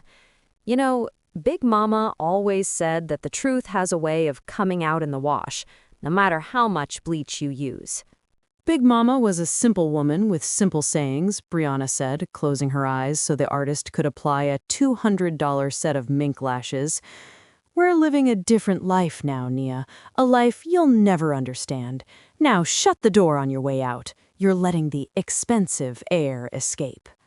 I stepped out into the hallway and pulled my phone from my pocket. I sent a text to Marcus.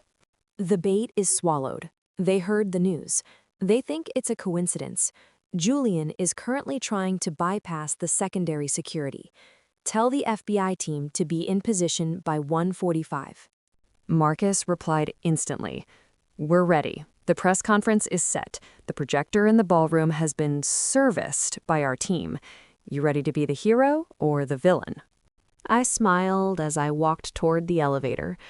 In this story, I whispered to myself, I'm the one who signs the checks. Everyone else is just an extra. I spent the next 3 hours downstairs in the ballroom. It was a sea of white orchids and gold-painted chairs.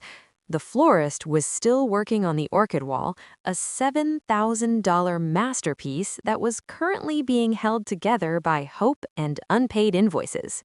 I saw Julian in the hallway near the lobby. He was pacing, his face a pale shade of gray that didn't match his expensive tan.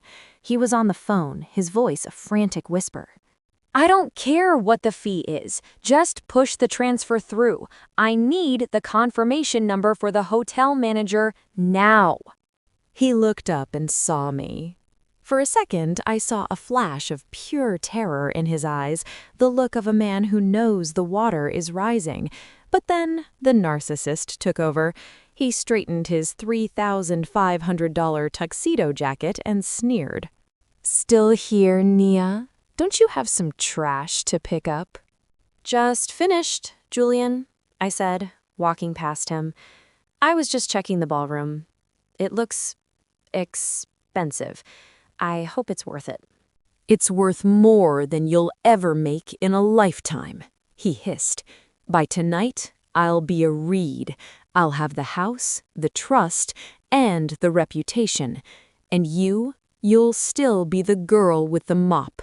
We'll see, I said. I walked away, feeling the weight of the digital recorder in my pocket. I had everything I needed. The morning news was just the first wave. The real storm was coming, and Julian was standing on the beach with a paper umbrella. He thought he'd won. He thought he'd successfully stolen $10 million worth of dignity from me. But he forgot one small thing. The news doesn't just report the truth, it broadcasts it to the whole world. Now, y'all, the energy in the St. Regis lobby was vibrating like a live wire.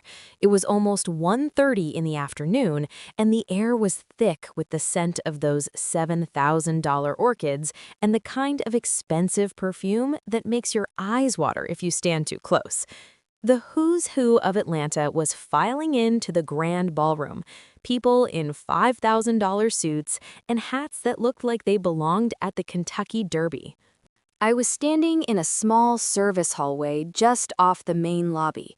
I'd spent the last hour supervising the trash removal, or at least that's what my mother and the hotel staff thought. In reality, I was waiting for Marcus. He slipped through the service door wearing a tuxedo that probably cost more than Julian's car.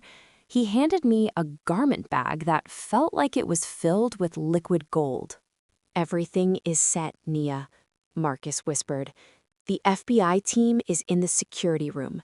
The moment the music starts, they're moving into the wings. And the gift for the projector? It's loaded."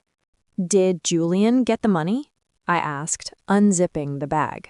"He think he did," Marcus grinned. "The digital specialist let him think the $50,000 cleared the hotel's account. He's out there right now, acting like the king of Buckhead. He even told the bishop that he's planning on donating $20,000 to the church building fund next week." "The audacity," I said, shaking my head. "Give me 10 minutes to change. Meet me at the main entrance." I ducked into a private suite I'd booked under my LLC, the one that cost $2,200 for a half-day use. I stripped off that polyester server's vest and the white shirt that still had a faint red wine stain from Brianna's accident the night before. I stepped into the gown I'd bought at El Elite Bridal, the one I'd paid $42,000 for in cash, just to spite the woman who called me the help. It was a custom-beaded masterpiece in a shade of champagne that made my skin look like it was glowing from the inside. I slipped on a pair of heels that cost $1,800 and fastened a diamond tennis bracelet that Big Mama had hidden in her safe deposit box, the one piece of jewelry my mother didn't know existed. When I looked in the mirror, the gray rock was gone. I looked like exactly what I was, the CEO of a multi-million-dollar company and the woman who held the keys to the kingdom. I walked out of the suite and headed toward the grand ballroom entrance. 2 security guards, wearing headsets and looking very self-important, stepped in my way. "Excuse me, ma'am," one said, looking at my dress but still being a gatekeeper. "This is a private event. The Reed-Williams wedding is invitation only." "I know," I said. I didn't reach for an invitation. I reached into my small silk clutch and pulled out my black card and a folded piece of paper. "I'm Nia Reed. I believe you'll find my name on the master vendor contract for this entire hotel. I'm not just on the guest list. I'm the reason this ballroom has electricity today."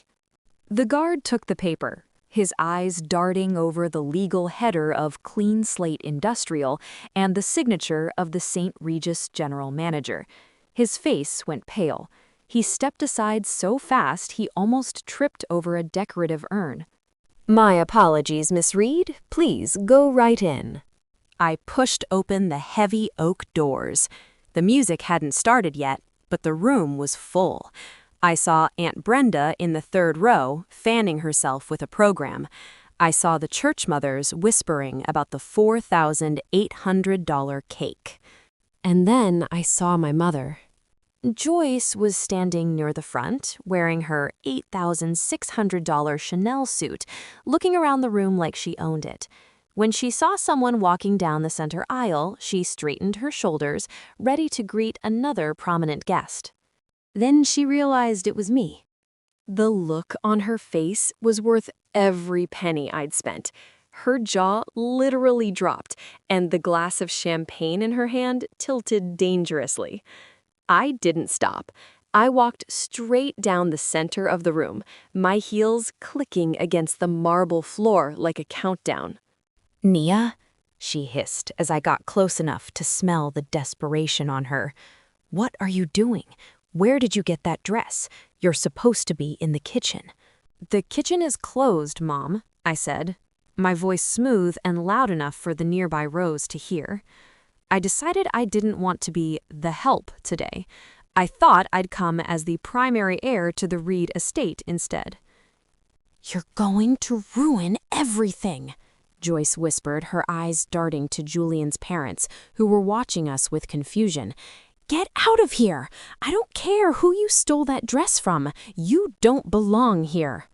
"Actually," I said, leaning in close so only she could hear, "I bought this dress with the profit from my last contract, the same contract that paid for the $10 million donation you saw on the news this morning." Joyce's eyes went wide. She looked like she was about to faint. You're the donor? But that's impossible. You're a janitor." "I own the company that cleans the city, Mom. I'm the one who handles the waste. And speaking of waste..." I looked toward the front of the room. Julian was standing at the altar with the bishop. He saw me, and for a second the fake, rich mask cracked. He looked at my dress, then at my face, and I could see the gears turning in his head. He knew something was wrong. He tried to puff out his chest, adjusting his $3,500 tuxedo, but he looked like a boy playing dress-up. Brianna started her walk down the aisle then. The music, a string quartet that cost $5,000, began to play. She looked beautiful in her $12,500 gown, but she was so focused on looking like Buckhead royalty that she didn't even see me at first. She reached the altar, took Julian's hand, and then she turned to hand her bouquet to the maid of honor. That's when she saw me standing in the front row, right next to our mother. The music didn't stop, but Brianna's heart clearly did. She stumbled, her train bunching up around her feet. She stared at my $42,000 dress like it was a personal insult. "Naya?" she mouthed, her face twisting in rage. I just smiled. I didn't say a word. I sat down in the seat that was supposedly reserved for a local senator who hadn't shown up. The bishop began the ceremony. "Dearly beloved, we are gathered here today." I looked at Marcus, who was standing at the back of the room near the AV booth. He gave me a small nod. He was holding a tablet, his thumb hovering over the play button for the projector. Julian was sweating. He kept glancing at the side doors, probably waiting for the confirmation that his $50,000 theft had gone unnoticed. He thought he'd made it. He thought he was about to say "I do" and seal the deal on Big Mama's house and my inheritance. But he forgot one small thing. I wasn't just there to watch. I was there to provide the entertainment. "If anyone here has any reason why these two should not be joined in holy matrimony," the bishop said, the traditional line echoing through the silent ballroom, "let them speak now, or forever hold their peace." The room was silent. You could have heard a pin drop on a $3,000 rug. I didn't stand up. I didn't make a scene. I just reached into my clutch and hit a button on a small remote Marcus had given me. Behind the altar, the massive projection screen, the one that was supposed to show a Journey of Love slideshow, flickered to life. But it wasn't a picture of Julian and Brianna at the beach. It was a high-resolution image of the quit-claim deed for Big Mama's house, with my forged signature highlighted in bright, glowing red. And next to it, a scrolling list of every single investment Julian had taken from the members of the church sitting in that very room. The gasps from the audience were like a wave hitting the shore. "What is this?" the bishop asked, his voice booming with confusion. Julian turned around, his face going from pale to a ghostly white. Brianna let out a scream that sounded more like a tea kettle than a bride.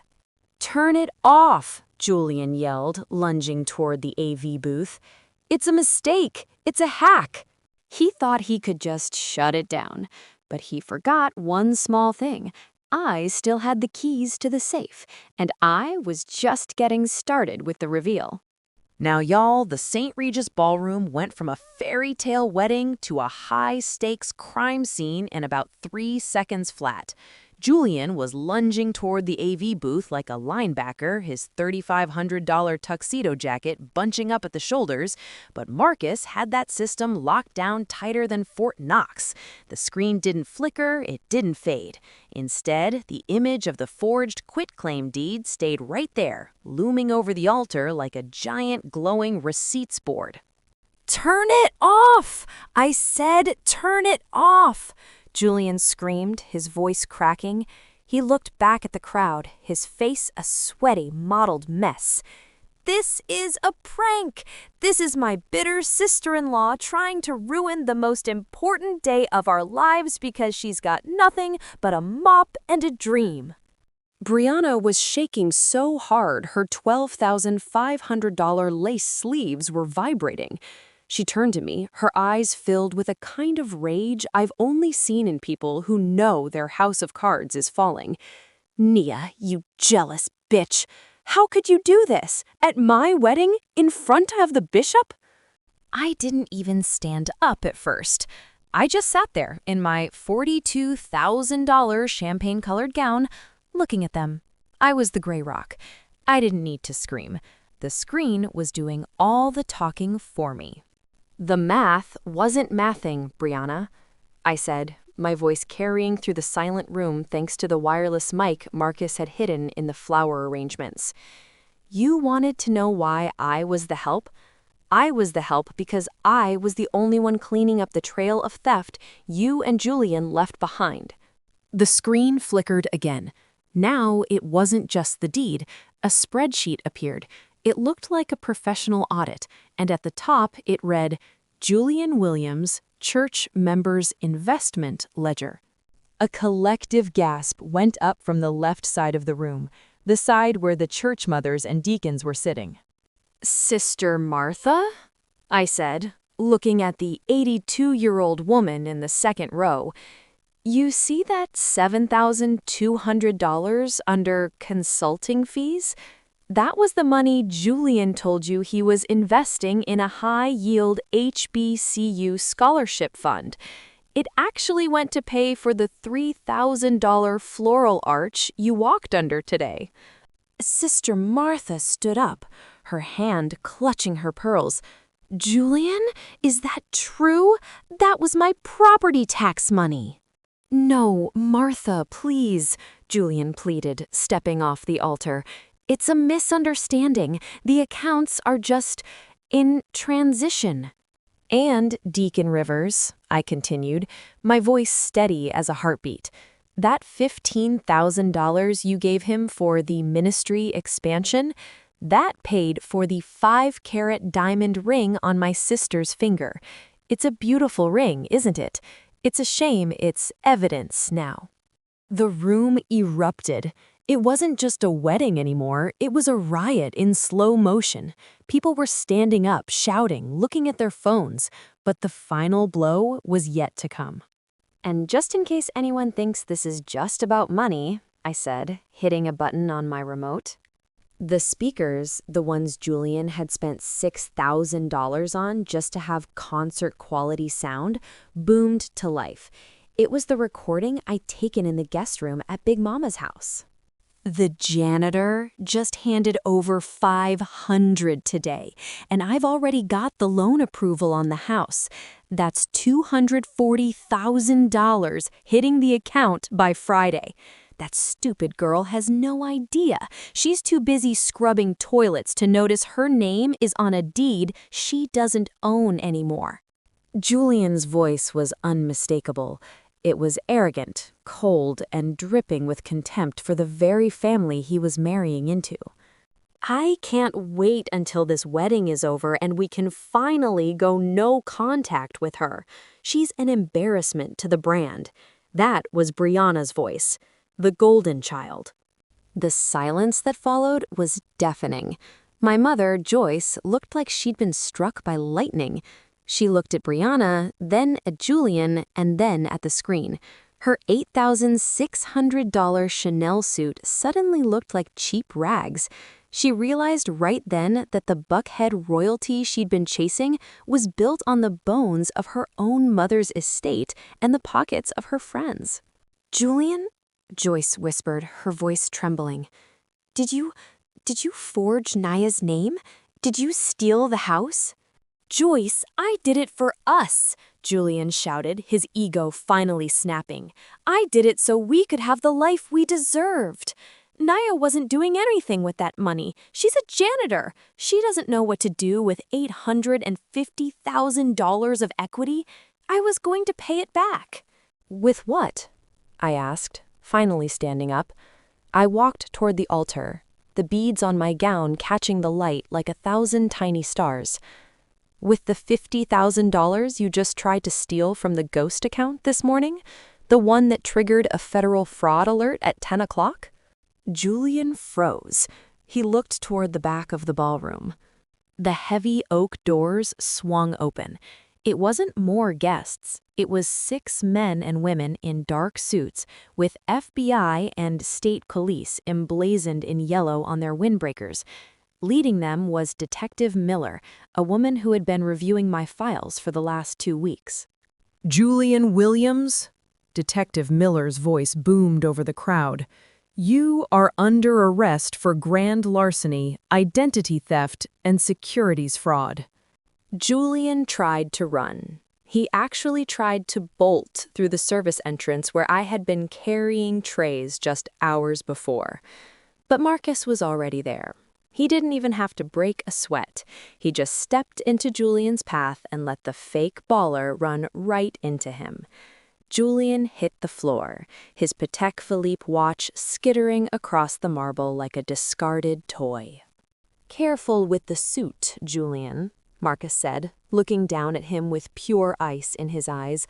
"I think the taxpayers are going to want that back when they realize how you paid for it." The detectives swarmed him. The sound of the handcuffs clicking shut was the most beautiful music I'd heard all day. Brianna was on her knees, her $12,500 dress sprawling out around her like a white stain on the floor. She was wailing, but nobody was coming to comfort her. The flying monkeys, Aunt Brenda and the cousins, were too busy trying to distance themselves from the disaster, whispering about how they always knew something was off about Julian. Detective Miller walked over to my mother. "Joyce Reed? We have a warrant for your questioning as well. There are several credit accounts opened in your name with forged signatures, and we need to determine your level of involvement in the house deed forgery." "I didn't know," Joyce cried, her makeup running down her face. "I thought he was rich. He told me he was taking care of us." "Ignorance isn't a legal defense for signing a fraudulent loan application, ma'am," Miller said, though she didn't put her in cuffs yet. "Follow us." I stood in the center of the room as the police led Julian out. He looked small. He looked cheap. He looked like the trash he'd always been. Brianna was being helped up by a hotel staff member, the very people she'd looked down on all morning. The bishop looked at me, then at the chaos, and simply closed his Bible. The red wedding was over. The flowers were still beautiful, the cake was still $4,800, and the St. Regis was still the height of luxury. But the people who had tried to buy their way into this world were being escorted out in the back of a squad car. I felt a hand on my shoulder. It was Marcus. "You okay?" "I'm fine," I said. I looked at the screen one last time before it went dark. I told them I'd clean up the mess. I just didn't tell them I'd be using handcuffs to do it. I looked out at the remaining guests. The people who had mocked me, the people who had called me the help, and the people who had cheered for my sister's stolen success. They were all staring at me now, and for the first time, they weren't looking at a janitor. They were looking at the owner of the building. He thought he'd won. He thought he could walk out of here with a wife and a fortune. But he forgot one small thing. I'm the one who handles the waste, and the trash has officially been collected. Now, y'all, if the wedding was an explosion, the fallout was a slow burn that scorched everything in its path. It's been 6 months since that afternoon at the St. Regis, and the Buckhead royalty dream has officially turned into a nightmare of legal fees and public shame. I was sitting in my lawyer's office in a building that overlooks Centennial Olympic Park. The office has those $2,000 leather chairs and a view that makes you feel like you're on top of the world. Marcus was sitting next to me, looking over a stack of court documents. The sentencing came down this morning, Nia, Marcus said, sliding a paper toward me. I looked at the numbers. Julian Williams didn't just get a slap on the wrist. Because he'd targeted the elderly members of a historic black church and used his HBCU connections to run a Ponzi scheme, the judge decided to make an example out of him. Julian was sentenced to 12 years in federal prison for grand larceny, securities fraud, and identity theft. The math finally hit zero for him. And the restitution? I asked. The court ordered him to pay back $950,000, Marcus said. Of course, he doesn't have 950 cents to his name. The FBI seized the G-Wagon, which, it turns out, he was 3 months behind on payments for anyway. They also took the Patek Philippe watch, which was real, but bought with Sister Martha's property tax money. It's being auctioned off to pay back the victims. I leaned back in the chair. 12 years. By the time Julian gets out, he'll be in his late 40s with nothing but a criminal record and a reputation as the man who tried to steal from Big Mama. But the destruction didn't stop with the groom. My mother, Joyce, didn't go to jail, but sometimes I think she wishes she had. The shame in a community like ours is a different kind of prison. The flying monkeys, Aunt Brenda and the rest of the cousins, didn't waste a single second before they turned on her. The same people who were bragging about the 5-tier cake were now the ones calling her a disgraced enabler in the church group chat.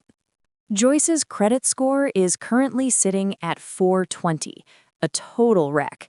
Between the credit lines Julian opened in her name and the $200,000 wedding debt she'd signed for, she was drowning. She had to sell her $8,600 Chanel suit to a consignment shop just to pay for a grocery haul. I was at Big Mama's house last week, or should I say, my house. The court officially cleared the title and returned the deed to me as the sole legal heir. I arrived in my Toyota Camry, I still love that car, and saw a for rent sign in the yard of the house next door. Brianna was on the porch, sitting on a suitcase. She wasn't wearing white silk or 5-carat diamonds anymore. She was wearing a tracksuit from a discount mall, and her hair looked like it hadn't seen a professional stylist in months. "Nia," she said, her voice sounding thin and desperate as I walked up the driveway. "You can't really be doing this. You're really going to evict your own mother after everything she did for you?" "I'm not evicting her, Brianna," I said, stopping at the bottom of the steps. I kept my voice calm. The gray rock doesn't get emotional. I'm taking possession of my property. Mom can stay in the small apartment I've rented for her in a nice, quiet area. It's a 1-bedroom. It's clean. It's safe. But she's not staying in a house she tried to steal from me. "It's a 1-bedroom?" Brianna shrieked, standing up. "Where am I supposed to go? I don't have a job, Nia. My Instagram is dead. Everyone calls me a scammer in the comments. I had a deal for a $3,000 skincare partnership, and they canceled it the second Julian's mugshot hit the news. The math doesn't math for you anymore, Brianna, I said. You spent $20,000 on a honeymoon you never took. You spent $60,000 on a ring that the FBI took back. You lived a life you didn't earn, using money you didn't own. Please, she whispered, and for the first time I saw a real tear. It wasn't a performative bride tear, it was the tear of someone who realized the party was over. I'll work for you. I'll do anything. I'll even clean the toilets at your company. Just don't leave me with nothing. I looked at her. I remembered her tripping and pouring red wine down my shirt at the rehearsal dinner. I remembered her calling me the help and saying I was an embarrassment to the family brand. I have a very high standard for my staff, Brianna, I said. And right now, you don't have the integrity for the job. You should probably call Aunt Brenda. Maybe she has a couch for you. I walked past her and went into the house. It was empty. The furniture Julian had ordered on credit had been repossessed. The only things left were the memories of Big Mama, the smell of Sunday dinner and the sound of her laughter. I walked into the kitchen and saw a small piled mail on the counter. It was an invoice from the St. Regis. They were still trying to collect the $50,000 balance from the wedding day. The transfer Julian had tried to make from the ghost account had been frozen by the feds, leaving the hotel with a massive unpaid bill. I picked up my phone and called the hotel manager. "This is Naya Reed," I said. "I'm calling about the Reed-Williams wedding invoice. I'll be sending over a wire for the full amount today, $50,000. And I'd like to add a $5,000 tip for the catering staff who had to deal with that mess." "Thank you, Miss Reed," the manager said, sounding like he was about to cry with relief. "You are a true class act." "I just like to make sure everything is clean," I said. I hung up and looked at the empty living room. My mother was in the back bedroom packing her last few boxes. She walked out, looking older than I'd ever seen her. She wouldn't look me in the eye. "The car is outside, Mom," I said. "The driver will take you to the new place. I've already paid the first 6 months of rent and the $2,000 security deposit. You have enough in your savings for groceries if you're careful." "You're just like your grandmother," Joyce whispered. "Hard as a rock." "She had to be," I said. She was the only one in this family who knew that a house built on sand won't stand a summer storm. I watched them leave, my mother in the back of a modest sedan, and Brianna dragging her suitcase down the sidewalk because she couldn't even afford an Uber.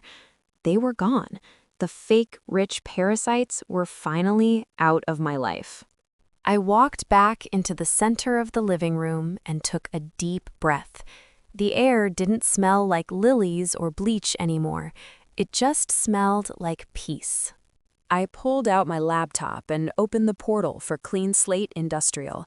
I had a new contract to review, a $4,200,000 deal for a government facility in D.C. I was about to hit sign when I saw a notification on my personal account. It was a message from Julian. He'd sent it from a prison tablet. "Naya, please. I'm sorry.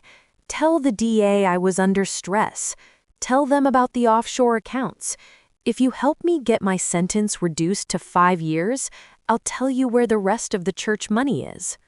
I didn't even read the whole thing. I just hit delete. I don't negotiate with trash. I just dispose of it. But as I sat there, I realized there was one final thing I hadn't taken care of. A final piece of the legacy that needed to be settled. He thought he'd won. He thought even from a jail cell he could still manipulate me. But he forgot one small thing. I'm the one who owns the house now, and I'm about to do a renovation he never saw coming. Y'all, it's been a full year since that red wedding swept through Buckhead like a Category 5 hurricane. And let me tell you, the air is much clearer now that the trash has been collected. I'm sitting on the back patio of my new home in Alpharetta. We're talking about a custom-built estate sitting on 5 acres of prime Georgia land, worth exactly $4,500,000. I'm looking out at the infinity edge pool that cost $180,000 to install, watching the sun dip below the trees. I'm not wearing a navy blue jumpsuit today. I've got on a linen lounge set that cost $900 and a pair of simple gold earrings that Big Mama used to wear on special occasions at the church. Marcus walked out onto the patio, carrying 2 glasses of sparkling cider. He looked relaxed in a polo shirt and slacks. He's officially my husband now. We had a private ceremony on the beach in Anguilla that cost $60,000. And the best part? There wasn't a single camera, a single influencer, or a single forged document in sight. The board meeting for the Hattie Mae Reid Foundation just wrapped up, Marcus said, sitting down in a teak chair that cost $3,000. The first round of scholarships for the local HBCU students has been approved. We're handing out $25,000 to 10 different seniors next month. Big Mama would have loved that, I said, taking a sip of my drink. Real excellence isn't about the dress you wear or the car you lease. It's about the doors you open for the people coming up behind you. It's funny how life works. While I'm out here building a legacy, my mother and sister are still trying to figure out how to live in the real world. I heard from a mutual friend that Brianna is working at a high-end mall now, not as a shopper, but as a sales associate in the shoe department. She spends 8 hours a day fitting $500 heels onto the feet of women she used to look down on. She's living in that 1-bedroom apartment I rented for Mom, and from what I hear, they spend most of their time arguing over who used the last of the grocery money. I still send my mother a check for $2,500 every month. It's enough to keep the lights on and the fridge full, but it's not enough for Chanel. I stay no contact. I had to set that boundary for my own peace. You can't heal in the same environment that made you sick. And you definitely can't build a future with people who are busy trying to steal your past. Julian is still sitting in a cell in a federal facility. He tried to appeal his 12-year sentence, but the judge laughed him out of the courtroom. The FBI found another $200,000 he'd hidden in a consulting account, and they seized every penny of it to pay back Sister Martha and the other church elders. The math finally hit 0 for him, and it's going to stay there for a long time. I stood up and walked to the edge of the patio. I looked back at my house, the $4,500,000 estate that I built with my own sweat, my own brains, and my own janitor company. People used to ask me why I stayed in that dirty business for so long. They didn't understand that when you're the one cleaning up, you're the only one who sees the truth. You see the stains people try to hide. You see the rot behind the fake rich wallpaper. And most importantly, you learn that the only way to truly be clean is to get rid of everything that's holding you back. I'm 32 years old now. I'm a CEO, a wife, and a philanthropist. But if you ask me what I am at my core, I'll tell you the same thing I told my mother that day at the St. Regis. I'm the one who handles the waste. They wanted me to be the help. So I helped them. I helped Julian find his way to a jail cell. I helped my sister find her way to a reality check. And I helped my mother find her way to the truth. I looked into the reflection of the glass doors, seeing the woman I've become. I'm not a gray rock anymore.